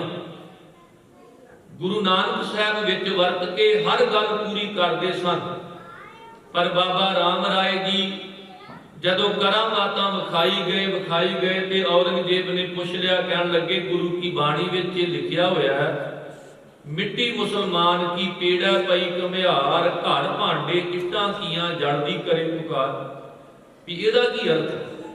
ਜੇ ਚਾਹੁੰਦਾ ਔਰੰਗਜ਼ੇਬ ਨੂੰ ਦੱਸ ਸਕਦਾ ਸੀ ਬਾਬਾ ਰਾਮ ਰਾਏ ਕਿ ਗੁਰੂ ਨਾਨਕ ਸਾਹਿਬ ਜੀ ਨੇ ਇਹ ਸੰਕੇਤ ਵਰਤਿਆ ਕਿ ਜਿਵੇਂ ਮੁਸਲਮਾਨ ਮੁਰਦਿਆਂ ਨੂੰ ਦਫਨਾਉਂਦੇ ਨੇ, ਉਹ ਸੰਸਕਾਰ ਨਹੀਂ ਕਰਦੇ। ਹਜ਼ਰਤ ਮੁਹੰਮਦ ਸਾਹਿਬ ਨੇ ਤੇ ਇਸ ਕਰਕੇ ਕਿਹਾ ਸੀ ਕਿ ਸੰਸਕਾਰ, ਕਿਉਂਕਿ ਉਹ ਸਾਰਾ ਇਲਾਕਾ ਰੇਤਲਾ ਸੀ, ਜ਼ਮੀਨ ਵਾਧੂ ਸੀ ਵੀ ਜਿਹੜੇ ਮ੍ਰਿਤਕ ਸਰੀਰ ਨੇ ਉਹਨਾਂ ਨੂੰ ਦਫਨਾਇਆ ਜਾਵੇ। ਪਰ ਭਾਵਨਾ ਇਹ ਬਣ ਗਈ ਕਿ ਜਿਹੜੇ ਮੁਰਦੇ ਕਬਰਾਂ ਵਿੱਚ ਦਫਨਾਏ ਨੇ, ਉਹਨਾਂ ਦੇ ਸਰੀਰ ਭਾਵੇਂ ਮਿੱਟੀ ਬਣ ਜਾਣ, ਪਰ ਉਹਨਾਂ ਦੀਆਂ ਰੂਹਾਂ ਕਬਰਾਂ ਵਿੱਚ ਰਹਿੰਦੀਆਂ ਨੇ। ਕਿਆਮਤ ਵਾਲਾ ਦਿਨ ਆਵੇਗਾ ਤੇ ਹਜ਼ਰਤ ਮੁਹੰਮਦ ਸਾਹਿਬ ਉਹਨਾਂ ਰੂਹਾਂ ਨੂੰ ਉਠਾਉਣਗੇ ਤੇ ਫਿਰ ਉਹ ਰੂਹਾਂ ਬਹਿਸ਼ਤ ਵਿੱਚ ਆਕਾਰ ਕਰ ਦੇਵੇ। ਕਿ ਉਹ ਕਹਿੰਦੇ ਸਨ ਕਿ ਰੂਹ ਜਿਹੜੀ ਆ ਉਹ ਸੜਦੀ ਹੈ। ਗੁਰੂ ਨਾਨਕ ਜੀ ਨੇ ਇੱਕ ਲੌਜਿਕ, ਇੱਕ ਤਰਕ ਦਿੱਤਾ ਹੈ ਕਿ ਜੇ ਸੱਚਮੁੱਚ ਕਬਰਾਂ ਵਿੱਚ ਰੂਹਾਂ ਹੋਣ ਤੇ ਜਦੋਂ ਕਬਰਾਂ ਦੀ ਚੀਕਣੀ ਮਿੱਟੀ ਘੁਮਿਆਰ ਆਪਣੇ ਕੋਲ ਲਿਆ ਕੇ ਉਹਨੂੰ ਗੁੰਨ ਕੇ ਉਹਨੂੰ ਸੰਚੇ ਵਿੱਚ ਢਾਲ ਕੇ ਉਹਦੇ ਭਾਂਡੇ ਤਿਆਰ ਕਰਨ, ਉਹਦੀਆਂ ਇੱਟਾਂ ਤਿਆਰ ਕਰਕੇ ਆਲੇ ਦੀ ਅੱਗ ਦਾ ਸੇਕ ਦੇਣ ਤੇ ਜੇ ਉਸ ਮਿੱਟੀ ਵਿੱਚ ਰੂਹਾਂ ਹੋਣ, ਰੂਹਾਂ ਸੜਦੀਆਂ ਹੋਣ, ਤੇ ਫਿਰ ਉਹ ਜਲਦੀਆਂ ਸੜਦੀਆਂ ਬਲਦੀਆਂ ਰੂਹਾਂ ਪੁਕਾਰ ਕਰਨ। ਪਰ ਅੱਜ ਤੱਕ ਕਦੇ ਕਿਸੇ ਨੇ ਸੁਣਿਆ ਵੀ ਕਿਸੇ ਇੱਟ ਵਿੱਚੋਂ ਜਾਂ ਕਿਸੇ ਭਾਂਡੇ ਵਿੱਚੋਂ ਆਵਾਜ਼ ਆਈ ਹੋਵੇ ਵੀ ਮੈਂ ਰੂਹ ਆ, ਮੈਂ ਸੜ ਰਹੀ ਹਾਂ, ਮੈਨੂੰ ਬਚਾ ਲਓ? ਜੇ ਚਾਹੁੰਦਾ ਬਾਬਾ ਰਾਮ ਰਾਏ, ਅੱਜ ਵੀ ਵੇਖੋ ਜੇ ਆਪਾਂ ਚਾਹੀਏ ਤੇ ਆਪਾਂ ਸੰਗਤਾਂ ਨੂੰ ਦੱਸ ਸਕਦੇ ਹਾਂ ਕਿ ਸਾਡਾ ਵਰਤਾਂ ਨਾਲ ਕੋਈ ਸੰਬੰਧ ਨਹੀਂ। ਇਹ ਵਰਤ ਇਦਾਂ ਹੀ ਹੈ ਜਿਵੇਂ ਮੁਸਲਮਾਨਾਂ ਲਈ ਰੋਜ਼ੇ ਨੇ, ਪਰ ਆਪਾਂ ਕਦੇ ਰੋਜ਼ੇ ਰੱਖੇ? ਰੋਜ਼ੇ ਮੁਸਲਮਾਨਾਂ ਦੇ ਨੇ ਤੇ ਵਰਤ ਹਿੰਦੂਆਂ ਦੇ ਨੇ। ਸਿੱਖ ਐਵੇਂ ਵਿੱਚ ਫਸੀ ਜਾਂਦਾ ਹੈ। ਸਿੱਖਾਂ ਦਾ ਸੰਬੰਧ ਨਾ ਰੋਜ਼ਿਆਂ ਨਾਲ ਨਾ ਵਰਤਾਂ ਨਾਲ। ਬਾਣੀ ਤਾਂ ਇਹ ਕਹਿੰਦੀ ਵੀ ਛੋੜੈ ਅੰਨ ਕਰੈ ਪਖੰਡ, ਨਾ ਸੁਹਾਗਣ ਨਾ ਉਰਣ। ਸਾਡਾ ਸ਼ਰਾਧਾ ਨਾਲ ਵੀ ਵਰਤ ਸੰਬੰਧ ਕੋਈ ਨਹੀਂ। ਅਸੀਂ ਤਾਂ ਜਿਉਂਦੇ ਮਾਂ-ਬਾਪ ਦੀ ਸੇਵਾ ਕਰਨੀ ਹੈ। ਜੀਵਤ ਪਿੱਤਰ ਨਾ ਮਾਨੈ ਕੋ, ਮੂਏ ਸਰਾਧ ਕਰਾਈ, ਪਿੱਤਰ ਵੀ ਬੱਪਰੇ ਕਹੋ ਕਿਉ ਪਾਵੈ, ਕਊਆ ਕੁੱਕਰ ਖਾਈ। ਤੇ ਸੱਚ ਇਹ ਵੀ ਰੱਖੜੀਆਂ ਨਾਲ ਵੀ ਸਾਡਾ ਕੋਈ ਸੰਬੰਧ ਨਹੀਂ। ਸਾਡਾ ਤੇ ਸਿਧਾਂਤ ਹੈ ਰਾਖਾ ਏਕ ਹਮਾਰਾ ਸੁਆਮੀ, ਸਗਲ ਘਟਾਂ ਕਾ ਅੰਤਰਜਾਮੀ। ਤੇ ਜਿੱਥੇ ਗੱਲ ਸਹਾਇਤਾ ਦੀ ਆਵੇਗੀ, ਜੇ ਵੀਰ ਕਮਜ਼ੋਰ ਹੈ ਤੇ ਭੈਣ ਵੀ ਸਹਾਇਤਾ ਕਰ ਸਕਦੀ ਹੈ, ਔਰ ਕੀਤੀ ਹੈ। ਮਾਈ ਭਾਗੋ ਨੇ ਆਪਣੇ ਵੀਰਾਂ ਨੂੰ ਪ੍ਰੇਰ ਕੇ ਜਾ ਕੇ ਉਹਨਾਂ ਬਦਾਵੇ ਨੂੰ ਪੜਵਾ ਕੇ ਟੁੱਟੀ ਗੰਢਾ ਕੇ ਮਾਨੋ 40 ਮੁਕਤਿਆਂ ਦਾ ਖਿਤਾਬ ਗੁਰੂ ਕੋਲੋਂ ਦਵਾਇਆ। ਤੇ ਇੰਨੀ ਬਹਾਦਰੀ ਨਾਲ ਮਾਈ ਭਾਗੋ ਜੂਝੀ ਸੀ ਕਿ ਉਹਨਾਂ ਦਾ ਇਤਿਹਾਸ ਵਿੱਚ ਨਾਂ ਜਿਹੜਾ ਬੜੇ ਬਹਾਦਰ ਰੂਪ ਦੇ ਵਿੱਚ ਪੜ੍ਹਿਆ ਜਾਂਦਾ। ਅੱਜ ਵੀ ਘਰਾਂ ਦੇ ਵਿੱਚ ਜੇ ਮੰਨ ਲਓ ਵੀ ਆਦਮੀ ਦੋ ਨੇ, ਪਿਤਾ ਹੈ ਤੇ ਪੁੱਤਰ ਹੈ, ਤੇ ਔਰਤਾਂ ਮਾਂ ਹੈ, ਧੀ ਹੈ, ਪਤਨੀ ਹੈ, ਇਹ ਗਿਣਤੀ 3 ਹੋ ਗਈ। ਜੇ 3 ਔਰਤਾਂ ਤੇ 2 ਮਰਦ, 5 ਦੇ 5 ਆਪਣੇ ਹੱਥਾਂ ਦੇ ਵਿੱਚ ਜੇ ਕੋਈ ਸੰਕਟ ਆਵੇ ਤੇ ਸੱਚਮੁੱਚ ਸ਼ਸਤਰ ਪਕੜ ਲੈਣ, ਡਾਂਗਾ ਸੋਟੇ ਪਕੜ ਲੈਣ, ਤੇ ਕਿਸੇ ਦੀ ਜ਼ਰੂਰਤ ਨਹੀਂ ਕਿ ਕੋਈ ਸਾਡੇ ਘਰਾਂ ਵੱਲ ਕੈੜੀ ਅੱਖ ਕਰ ਸਕੇ। ਪਰ ਜਦੋਂ ਰੱਖੜੀਆਂ ਬਣਾ ਕੇ ਆਪਾਂ ਮਾਵਾਂ ਭੈਣਾਂ ਨੂੰ ਨਕਾਰ ਦਿੱਤਾ ਵੀ ਇਹ ਆਪਣੀ ਰਾਖੀ ਨਹੀਂ ਕਰ ਸਕਦੀਆਂ, ਇਹਨਾਂ ਦੀ ਰਾਖੀ ਵੀਰ ਕਰਨਗੇ, ਤੇ ਫਿਰ ਕਾਲੇ ਕੱਛਿਆਂ ਵਾਲੇ ਡਰਾਈ ਜਾਂਦੇ। ਪੰਜਾਬ ਦੇ ਬਹਾਦਰ ਲੋਕ 6 ਵਜੇ ਹੀ ਆਪਣੇ ਘਰਾਂ ਨੂੰ ਤਾਲੇ ਲਾ ਕੇ ਅੰਦਰ ਵੜ ਜਾਂਦੇ ਸਨ ਵੀ ਕਿਤੇ ਕਾਲੇ ਕੱਛਿਆਂ ਵਾਲੇ ਨਾ ਆ ਜਾਣ, ਕਿਤੇ ਨੀਗਰੋ ਨਾ ਆ ਜਾਣ। ਕਿਉਂਕਿ ਉਹਨਾਂ ਨੂੰ ਪਤਾ ਵੀ ਬੰਦੇ ਦੇ ਘਰ ਵਿੱਚ 2 ਨੇ ਤੇ ਔਰਤਾਂ ਕੋਲੋਂ ਆਪਾਂ ਰੱਖੜੀਆਂ ਬਣਾ ਦੀਆਂ। ਆਪਾਂ ਕਹਿ ਦਿੱਤਾ ਵੀ ਮਾਂ ਵੀ ਨਹੀਂ ਸਹਾਇਤਾ ਕਰ ਸਕਦੀ, ਚੋਰ ਆ ਗਿਆ ਤੇ ਭੈਣ ਵੀ ਉਹਦੇ ਡਾਂਗ ਨਹੀਂ ਮਾਰ ਸਕਦੀ, ਤੇ ਫਿਰ ਜੋ ਅੱਜ ਕੁਝ ਹੋ ਰਿਹਾ ਉਹ ਆਪਾਂ ਸਾਰਾ ਕੁਝ ਵੇਖ ਰਹੇ। ਇਵੇਂ ਗੁਰੂ ਘਰ ਦੇ ਵਿੱਚ ਗੁਰਬਾਣੀ ਦਾ ਸਿਧਾਂਤ ਹੈ ਤੇ ਗੁਰੂ ਕੀ ਬਾਣੀ ਦੇ ਸਹੀ ਅਰਥ ਕਰਨਾ ਇੱਕ ਬੜਾ ਵੱਡਾ ਪਰਉਪਕਾਰ ਹੈ, ਬੜਾ ਵੱਡਾ ਪੁੰਨ ਹੈ। ਜਿੱਥੇ ਕਿਤੇ ਵੀ ਬੈਠੇ ਹੋਵੋ ਨਾ, ਸੱਥਾਂ ਵਿੱਚ ਬੈਠੇ ਹੋਵੋ, ਕਿਸੇ ਸਮਾਗਮ ਵਿੱਚ ਬੈਠੇ ਹੋਵੋ, ਕਿਸੇ ਇਕੱਠ ਵਿੱਚ ਹੋਵੋ, ਤੇ ਰਲ ਮਿਲ ਕੇ ਕਹੋ ਨਾਨਕ ਕਰਤੇ ਕੀਆਂ ਬਾਤਾਂ ਕਰਿਆ ਕਰੋ। ਵੀ ਬਾਣੀ ਵਿੱਚ ਤਾਂ ਆਹ ਲਿਖਿਆ ਤੇ ਆਪਾਂ ਕੀ ਕਰ ਰਹੇ ਹਾਂ। ਕਿਆ ਗੁਰ ਕਹੈ ਕਰੈ ਹਮ ਕਹਾਂ, ਸਨੇ ਸਨੇ ਮੋਰੋ ਮਨ ਮਹਾ। ਵੀ ਸਤਿਗੁਰੂ ਜੀ ਨੇ ਸਾਨੂੰ ਕੀ ਸਿੱਖਿਆ ਦਿੱਤੀ ਤੇ ਆਪਾਂ ਕਿਹੜੇ ਪਾਸੇ ਤੁਰ ਪਏ। ਜਦੋਂ ਬਾਬਾ ਰਾਮ ਰਾਏ ਥਿੜਕ ਗਿਆ, ਕਹਿਣ ਲੱਗਾ ਉਹ ਤਾਂ ਜੀ ਲਿਖਾਰੀ ਦੀ ਉਕਾਈ ਹੈ, ਉੱਥੇ ਸ਼ਬਦ ਮੁਸਲਮਾਨ ਨਹੀਂ, ਉੱਥੇ ਸ਼ਬਦ ਹੈ ਬੇਈਮਾਨ। ਔਰੰਗਜ਼ੇਬ ਚੁੱਪ ਕਰ ਗਿਆ। ਜਦੋਂ ਗੁਰੂ ਹਰਿਰਾਏ ਮਹਾਰਾਜ ਜੀ ਨੂੰ ਪਤਾ ਲੱਗਾ ਕਿ ਮੇਰੇ ਸਕੇ ਪੁੱਤਰ ਨੇ ਜਾਣ ਬੁੱਝ ਕੇ ਪਤਾ ਹੁੰਦਿਆਂ ਔਰੰਗਜ਼ੇਬ ਦੀ ਖੁਸ਼ਾਮਦੀ ਕਰਦਿਆਂ ਗੁਰਬਾਣੀ ਦੀ ਪੰਕਤੀ ਨੂੰ, ਤੁਕ ਨੂੰ ਬਦਲ ਕੇ ਪੜਿਆ, ਉਵੇਂ ਗੁਰੂ ਘਰ ਬਖਸ਼ੰਦ ਹੈ। ਕਿਉਂਕਿ ਭੁੱਲਣ ਅੰਦਰ ਸਭ ਕੋ ਅਭੁੱਲ ਗੁਰੂ ਕਰਤਾਰ। ਆਪਾਂ ਕਈ ਵਾਰ ਬੋਲਣਾ ਕੁਝ ਹੋਰ ਹੁੰਦਾ ਹੈ ਤੇ ਜ਼ੁਬਾਨ ਟਪਲਾ ਖਾ ਜਾਂਦੀ ਹੈ, ਆਪਾਂ ਬੋਲ ਕੁਝ ਹੋਰ। ਇਸ ਵਿੱਚ ਵੀ ਲਿਖਿਆ ਕਿ ਇੱਕ ਵਾਰ ਇੱਕ ਮਾਤਾ ਕਹਿਣਾ ਤੇ ਇਹ ਸੀ ਕਿ ਸਤਿਗੁਰੂ ਜੀ ਮੈਂ ਪਾਪੀ ਹਾਂ, ਤੁਸੀਂ ਬਖਸ਼ਣਹਾਰ ਹੋ, ਤੇ ਉਲਟਾ ਕਹੀ ਜਾ ਰਹੀ ਸੀ ਕਿ ਤੁਸੀਂ ਪਾਪੀ ਤੇ ਮੈਂ ਬਖਸ਼ਣਹਾਰ। ਸਿੱਖ ਜਦੋਂ ਗਰਮ ਹੋ ਗਏ ਤੇ ਸਤਿਗੁਰੂ ਕਹਿਣ ਲੱਗੇ, ਸਿੱਖੋ ਜ਼ੁਬਾਨ ਟਪਲਾ ਖਾ ਰਹੀ ਹੈ, ਜੋ ਤੁਸੀਂ ਕਹਾਉਣਾ ਚਾਹੁੰਦੇ ਹੋ ਮਾਤਾ ਕਹਿ ਤਾਂ ਕੋਈ ਰਹੀ ਹੈ, ਪਰ ਜ਼ੁਬਾਨ ਦਾ ਹੀਰ ਫੇਰ ਹੋ ਰਿਹਾ। ਕਹਿੰਦੀ ਇਹ ਵੀ ਉਹੀ ਹੈ ਕਿ ਮੈਂ ਪਾਪੀ ਤੂੰ ਬਖਸ਼ਣਹਾਰ। ਗੁਰੂ ਘਰ ਦੇ ਵਿੱਚ ਸਤਿਗੁਰੂ ਜੀ ਜਲ ਦੇ ਨਾਲ ਹੱਥ ਧੋ ਕੇ ਮਰਿਆਦਾ ਅਨੁਸਾਰ ਬੈਠ ਕੇ ਪ੍ਰਸ਼ਾਦਾ ਛਕਦੇ ਸਨ, ਸਮੇਂ ਤੋਂ ਪਹਿਲਾਂ ਨਹੀਂ। ਪਰ ਜੇ ਕੋਈ ਬਜ਼ੁਰਗ ਮਾਤਾ ਮਾਨੋ ਉਡੀਕ ਰਹੀ ਹੈ ਤੇ ਸਤਿਗੁਰੂ ਜੀ ਸ਼ਿਕਾਰ ਖੇਡਣ ਗਏ ਘੋੜੇ ਤੇ ਅਸਵਾਰ, ਸਤਿਗੁਰੂ ਜੀ ਨੇ ਉਸੇ ਵੇਲੇ ਸਿੱਖਾਂ ਨੂੰ ਆਵਾਜ਼ ਮਾਰੀ ਕਿ ਮਾਤਾ ਭੋਜਨ ਲੈ ਕੇ ਆਈ, ਆਪਾਂ ਛਕਣਾ। ਭਾਵ ਜਿੱਥੇ ਪ੍ਰੇਮ ਉੱਥੇ ਵੇਖੋ ਨੇਮ ਵੀ ਨਹੀਂ, क्योंकि सतगुरु जी ने ये दस दिता भी कटड़ताई नहीं, इत्थे तां विशालता खुद दिली जिहड़ी है ये मनुखता विच भरातरी भाव जिहड़ा वो पैदा कर सकदी है। जदों सुनिया कि सके पुत्र ने गुरबाणी की नरादरी की, पता सी भी ऐस पावन शब्द के आ अर्थ ने, पर उन्होंने बदल के पढ़ दिता। साहब ने हुक्म जारी किया, कहन लगे राम राय नूं कह दिओ कि तेरे नाल साडा कोई रिश्ता नहीं, अज तो बाद तू साडा पुत्र नहीं ते असीं तेरे पिता नहीं, अज तो बाद तू साडा सिख नहीं ते असीं तेरे गुरु नहीं, क्योंकि जिन भै अदब ना बाणी धारा, जानो सो सिख नहीं हमारा। जिन्हें गुरु की बाणी का अदब नहीं किया वो ना साडा सिख है ते ना वो साडा पुत्र है। कहन लगे राम राय नूं कहो जिधर नूं मूँह है उस पासे नूं तुर जा। उहदा जिधर नूं मूँह सी उधर नूं तुर पिया ते सतगुरु जी ने सिखां नूं हुक्म कर दिता कि राम राय दे कदे मत्थे नहीं लगना, कदे इहदे दर्शन नहीं करने। पर दूसरे पासे सका पुत्र गुरु हरकृष्ण महाराज, जिन्हां बारे गुरु कलगीधर पातशाह ने वचन कहे ने कि सिखो रज के दर्शन करियो। क्यों? क्योंकि डिठे सब दुख जाए, जिस डिठे सब दुख जाए।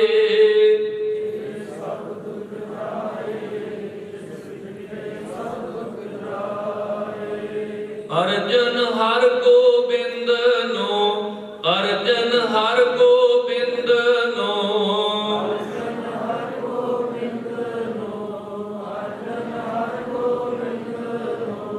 सिमरो श्री हर राय, सिमरो श्री हर राय।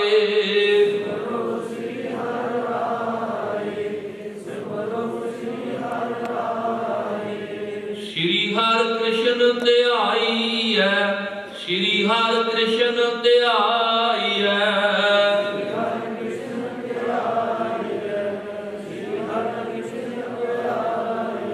जिस डिठे सब दुख जाए, जिस डिठे सब दुख जाए।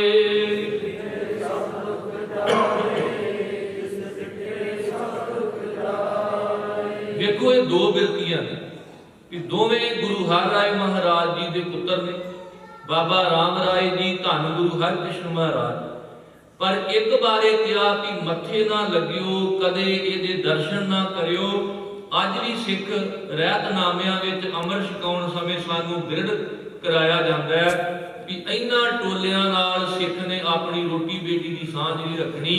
ਉਹਦੇ ਵਿੱਚ सिर गुम भी आउंदे ने, ਉਹਦੇ ਵਿੱਚ मीणे भी आउंदे ने, मसंद भी आउंदे ने, धीर मलिए भी आउंदे ने। राम राय, राम राय ये गुरु के पुत्र सन, पर सतगुरां दस दिता कि बिरती करके बड़ा फर्क है। राम राय दे मत्थे नहीं लगना, दर्शन नहीं करने, क्योंकि जिन्ना गुर गोपिया अपना ते नर बुरियारे। हर जियो तिनका दर्शन ना करहो पापिष्ट हत्यारे। रब दा वास्ता पा के कहा, हर जियो तिनका दर्शन ना करो पापिष्ट हत्यारे। कि जेड़े गुरु तो बेमुख हो गए वो बड़े हत्यारे ने, बड़े अपराधी ने, बड़े पापी ने, उन्हां दा दर्शन नहीं करना। पर धन गुरु हरकृष्ण महाराज जो गुरु हर राय महाराज जी के छोटे साहबजादे ने, उन्हां बारे गुरु कलगीधर पातशाह के वचन कि जिन्हां ने रज रज के गुरु हरकृष्ण महाराज जी का दर्शन किया, सचमुच दर्शन परसिया गुरु कै जन्म मरण दुख जाए। तुद डिठे सच्चे पातशाह मल, जन्म जन्म दी कटिया, जब गुर देखे शुभ दिष्ट, नाम करता मुख मेवा। जदों गुरु अपनी अमृतमयी शुभ दृष्टि सिख ते पाउंदा ते सिख नूं इन्ना प्यार, इन्नी मिठास गुरु के दर्शनां विचों मिलदी है कि जिवें किते मिठा मेवा मूँह विच पाईए कि साडा मूँह मिठे नाल भर जांदा है। ये दो बिरतियां जिहड़ियां गुरु नानक साहब जी वाले भी जिहड़े सन वो वेख के दंग रह गए। अज भी सानू लोड़ है कि जे कोई भुलेखा पाउण दा यतन करे कि मैं बेदी हाँ, मैं तेहन हाँ, भला सोढ़ी हाँ, ते आपां उन्हां नूं कहीए कि भाई ਇਹ ਧੀਰ ਮਲੀਏ ਰਾਮ ਰਾਈਏ, ਇਹ ਵੀ ਤਾਂ ਉਹੀਓ ਸਨ। ਪਰ ਸਾਨੂੰ ਸਾਡੇ ਸਤਿਗੁਰਾਂ ਨੇ ਸਿੱਖਿਆ ਦਿੱਤੀ ਹੈ ਕਿ ਜਿਨ੍ਹਾਂ ਨੇ ਗੁਰੂ ਦੇ ਉਪਦੇਸ਼ ਨੂੰ ਨਹੀਂ ਮੰਨਿਆ, ਭਾਈ ਉਹਨਾਂ ਦੇ ਨਾਲ ਕਿਸੇ ਪ੍ਰਕਾਰ ਦੀ ਕੋਈ ਸੰਗਤ ਜਾਂ ਕੋਈ ਸਾਂਝ ਨਹੀਂ ਰੱਖਣੀ।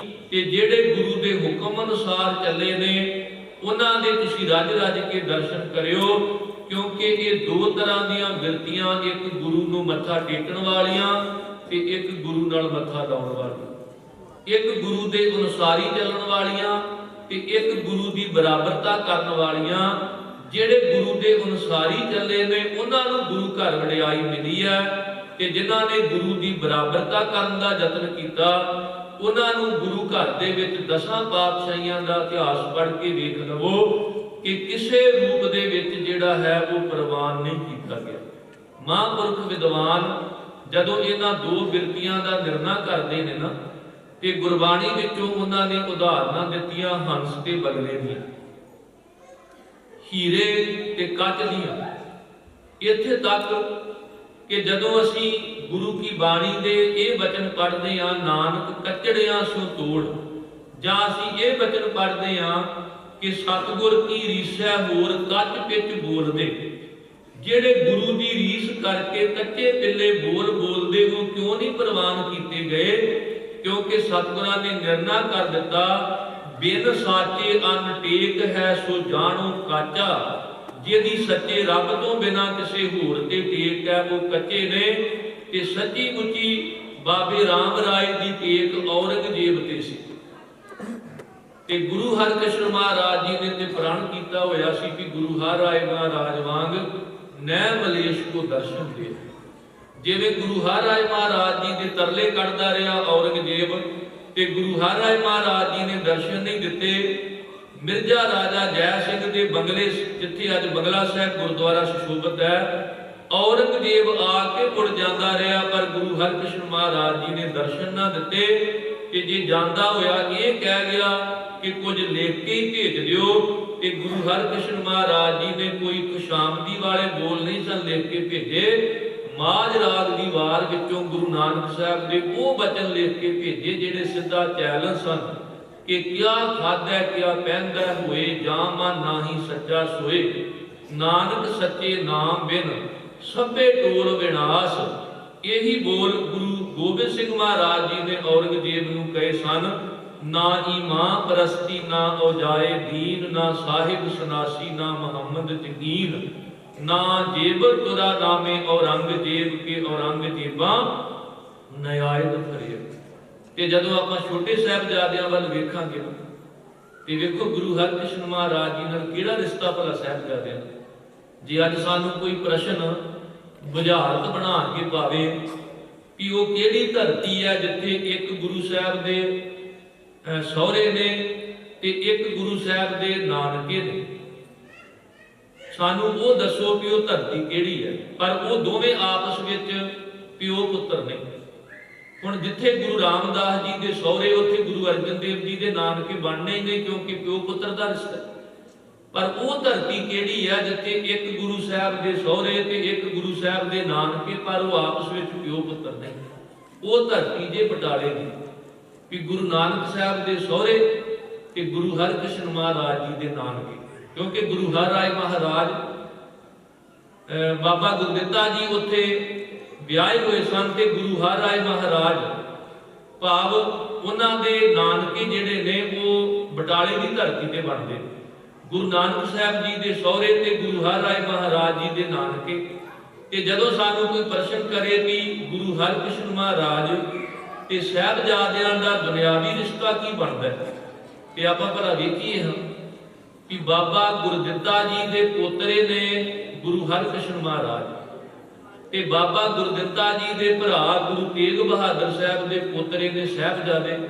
ਤੇ ਫਿਰ ਗੁਰੂ ਹਰਿਕ੍ਰਿਸ਼ਨ ਮਹਾਰਾਜ ਤੇ ਸਾਹਿਬਜ਼ਾਦੇ ਆਪਸ ਵਿੱਚ ਭਰਾ ਲੱਗਦੇ ਨੇ, ਚਾਚੇ ਤਾਏ ਦੇ ਪੁੱਤਰ।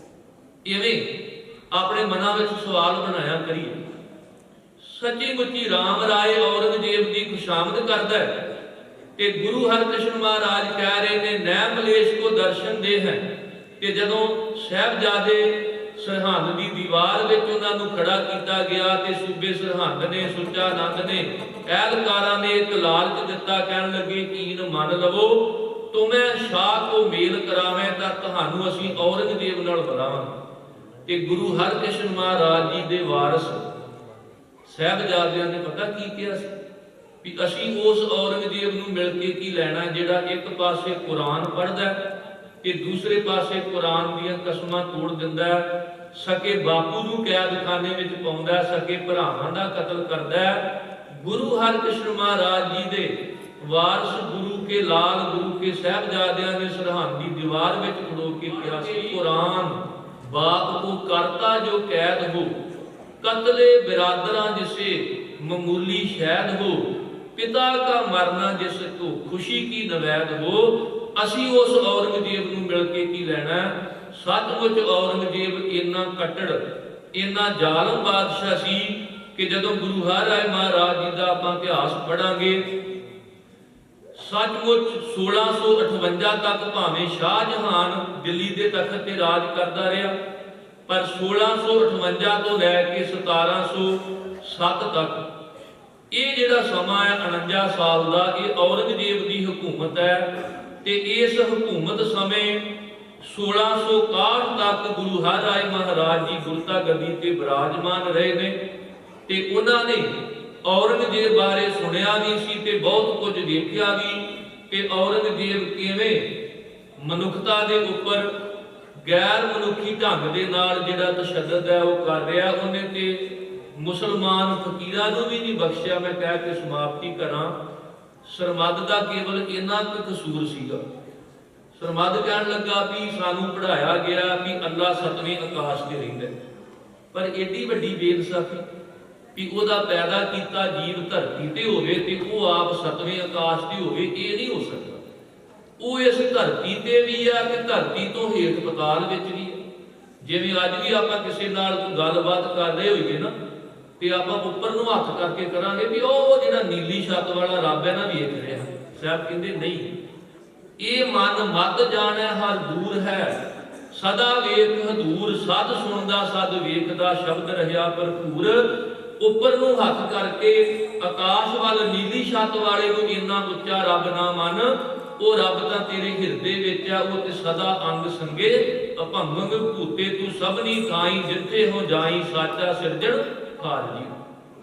औरंगजेब कहन लगा भी तू इस्लाम तो उल्ट गल कही, वो तां सतवें आकाश ते रब नूं मनदे ने, तू कही जाना धरती ते चल मन लैने आ, पर जिस धरती ते तू खड़ा तेरे पैरां हेठ पताल विच भी हो। कहंदा भी भावें सिर कलम कर दिओ, ये सच है भी जिहड़ा आकाश ते आ जिहड़ा धरती ते आ वो पताल विच भी आ। मरत प्याल आकाश दिखायो, गुर सतगुर कृपा धारी जी। औरंगजेब कहन लगा भी सच्ची तेरा सिर कलम करना पैना है। ये खिड़ खड़ा के हसिया, कहन लगा तैनूं डर नहीं आउंदा? कहंदा डर कादा भी लोकां दा राम रौला सुन के जागे सां, जिंदगी दी नींद अजे बाकी है, अलग नंगा रहिंदा सी, तन ते कपड़ा नहीं सी पहनदा। जदों पता लगा भी हुण अंतला समा आ गया, इहने पूरा कलमा पढ़िया। औरंगजेब ये कहन लगा भी तैनूं मौत तो डर नहीं लगदा? कि सरमद ने इन्नी गल कही सी कि एक राजा दूसरे राजे तो क्यों डरे। ते औरंगजेब हैरान होया, कहन लगा राजा बन लई ते तख्त चाहीदा, फौजां चाहीदियां ने, सिक्का चाहीदा, सिपाही चाहीदे ने, हुक्म चाहीदा, तू किवें राजा? जिवें गुरु गोबिंद सिंह महाराज ने औरंगजेब नूं लिखिया ना भी तेरे मन विच भुलेखा होवेगा भी जिद्दां दा तख्त मेरे कोल है इहो जिहा रब कोल नहीं, जिहो जी फौज जिहो जे बाज जिहो जे साज मेरे कोल ने, शायद ये रब कोल नहीं, पर चेता रखी ये सारा कुछ देण वाला वो रब है। ना साजो ना बाजो ना फौजो ना फर्श, खुदावंद बख्शिंदा ए ऐशो अर्श। ते उस वेले सरमद ने ये गल कही सी भी मेरे तेरे विच आ फर्क है कि तू शहनशाह मैं दर का गदा, खैरू एक तकदीरें दो, तू तख्त नशी मैं खाक नशी है मुल्क एक जगीरें दो, तू जंगलों में मैं हरमों में है मकान एक तमीरें दो, तू कलम बंद मैं जुबां बंद है बंदिश एक जंजीरें दो, तू माल मस्त मैं हाल मस्त है नशा एक तस्वीरें दो, तू गुले चमन में खारे दस्त, है नकाश एक तस्वीरें दो, तेरी जुदा पसंद है मेरी जुदा पसंद है, तुझे खुद ही पसंद है मुझे खुदा पसंद है। बस इन्ना भी नहीं सुन सकिया, औरंगजेब कहन लगा गुस्ताख फकीर दा सिर कलम कर दे। पाप जिन्हें मुसलमान फकीरां नूं भी ना बख्शिया, औरंगजेब इन्ना जालम ते बाबा राम राय ओदी खुशामद करदा है। साहब कहन लगे गुरु घर दे विच तां इह कहना है कि राजे शी मुकदम कुत्ते जाए जगाए बैठे सुते, कि तू औरंगजेब की खुशामद की, इस करके तेरा ते साडा कोई रिश्ता नहीं। इवें गुरु हरराय महाराज जी ने अपनी शरीरक हयाती तकरीबन 30-31 साल की जिहड़ी उन्हां दी शरीरक उम्र है, इन्हें महान परोपकार संसार ते कीते कि सदा लई वो साडे लई मार्गदर्शन बन गए। अगला प्रोग्राम आओ आप जी सरवण करो। सारियां संगतां नूं गुरु हरराय महाराज जी के प्रकाश पुरब दीआं बहुत बहुत ਵਧਾਈਆਂ। साडे सत्कारयोग पंथ प्रसिद्ध ढाडी जथा जिन्हां नूं आप जी बड़ी शिद्दत दे नाल उਡੀਕ करे सी, भाई साहब भाई स्वरूप सिंह जी खड़ियाणा वो पहुंच चुके ने।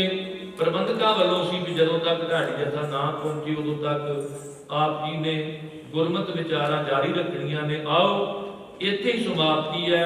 सब दा धन्नवाद पठानकोट शुक्र साहिब सतगुरु गुरु ग्रंथ साहिब जी का, अकाल पुरख वाहिगुरु जी का, आप सारिया संगतां दा प्रबंधकां दा। अगला प्रोग्राम आप जी स्टेज सकत्तर साहिब पासों सरवण करो। बुलाओ फतेह सारे आखो जी वाहिगुरु जी का खालसा वाहिगुरु जी की फतेह। ਸਿੰਘ ਸਾਹਿਬ ਮਾਨ ਸਿੰਘ ਜੀ ਜਿਹੜੇ ਕਿ ਦਰਬਾਰ ਸਾਹਿਬ ਦੇ ਸਾਬਕਾ ਹੈਡ ਗ੍ਰੰਥੀ ਰਹੇ, ਉਹਨਾਂ ਪਾਸੋਂ ਗੁਰ ਇਤਿਹਾਸ ਗੁਰਮਤਿ ਵਿਚਾਰਾਂ ਸਰਵਣ ਕਰ ਰਹੇ ਸੀ। ਸਿੰਘ ਸਾਹਿਬ ਜੀ ਦਾ ਬਹੁਤ ਧੰਨਵਾਦ ਹੈ ਜਿਨ੍ਹਾਂ ਨੇ ਸਾਡੀ ਬੇਨਤੀ ਮੰਨ ਕੇ ਸੰਗਤਾਂ ਨੂੰ ਦਰਸ਼ਨ ਦਿੱਤੇ ਅਤੇ ਗੁਰ ਇਤਿਹਾਸ ਗੁਰਮਤਿ ਵਿਚਾਰਾਂ ਦੇ ਨਾਲ ਜਿਹੜਾ ਹੈ ਸੰਗਤਾਂ ਨੂੰ ਜੋੜਿਆ।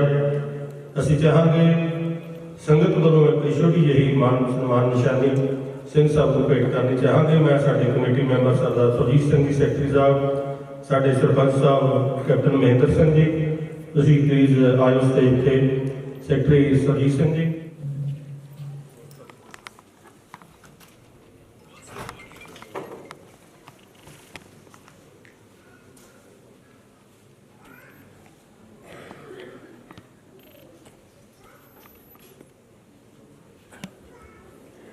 बोले सो निहाल।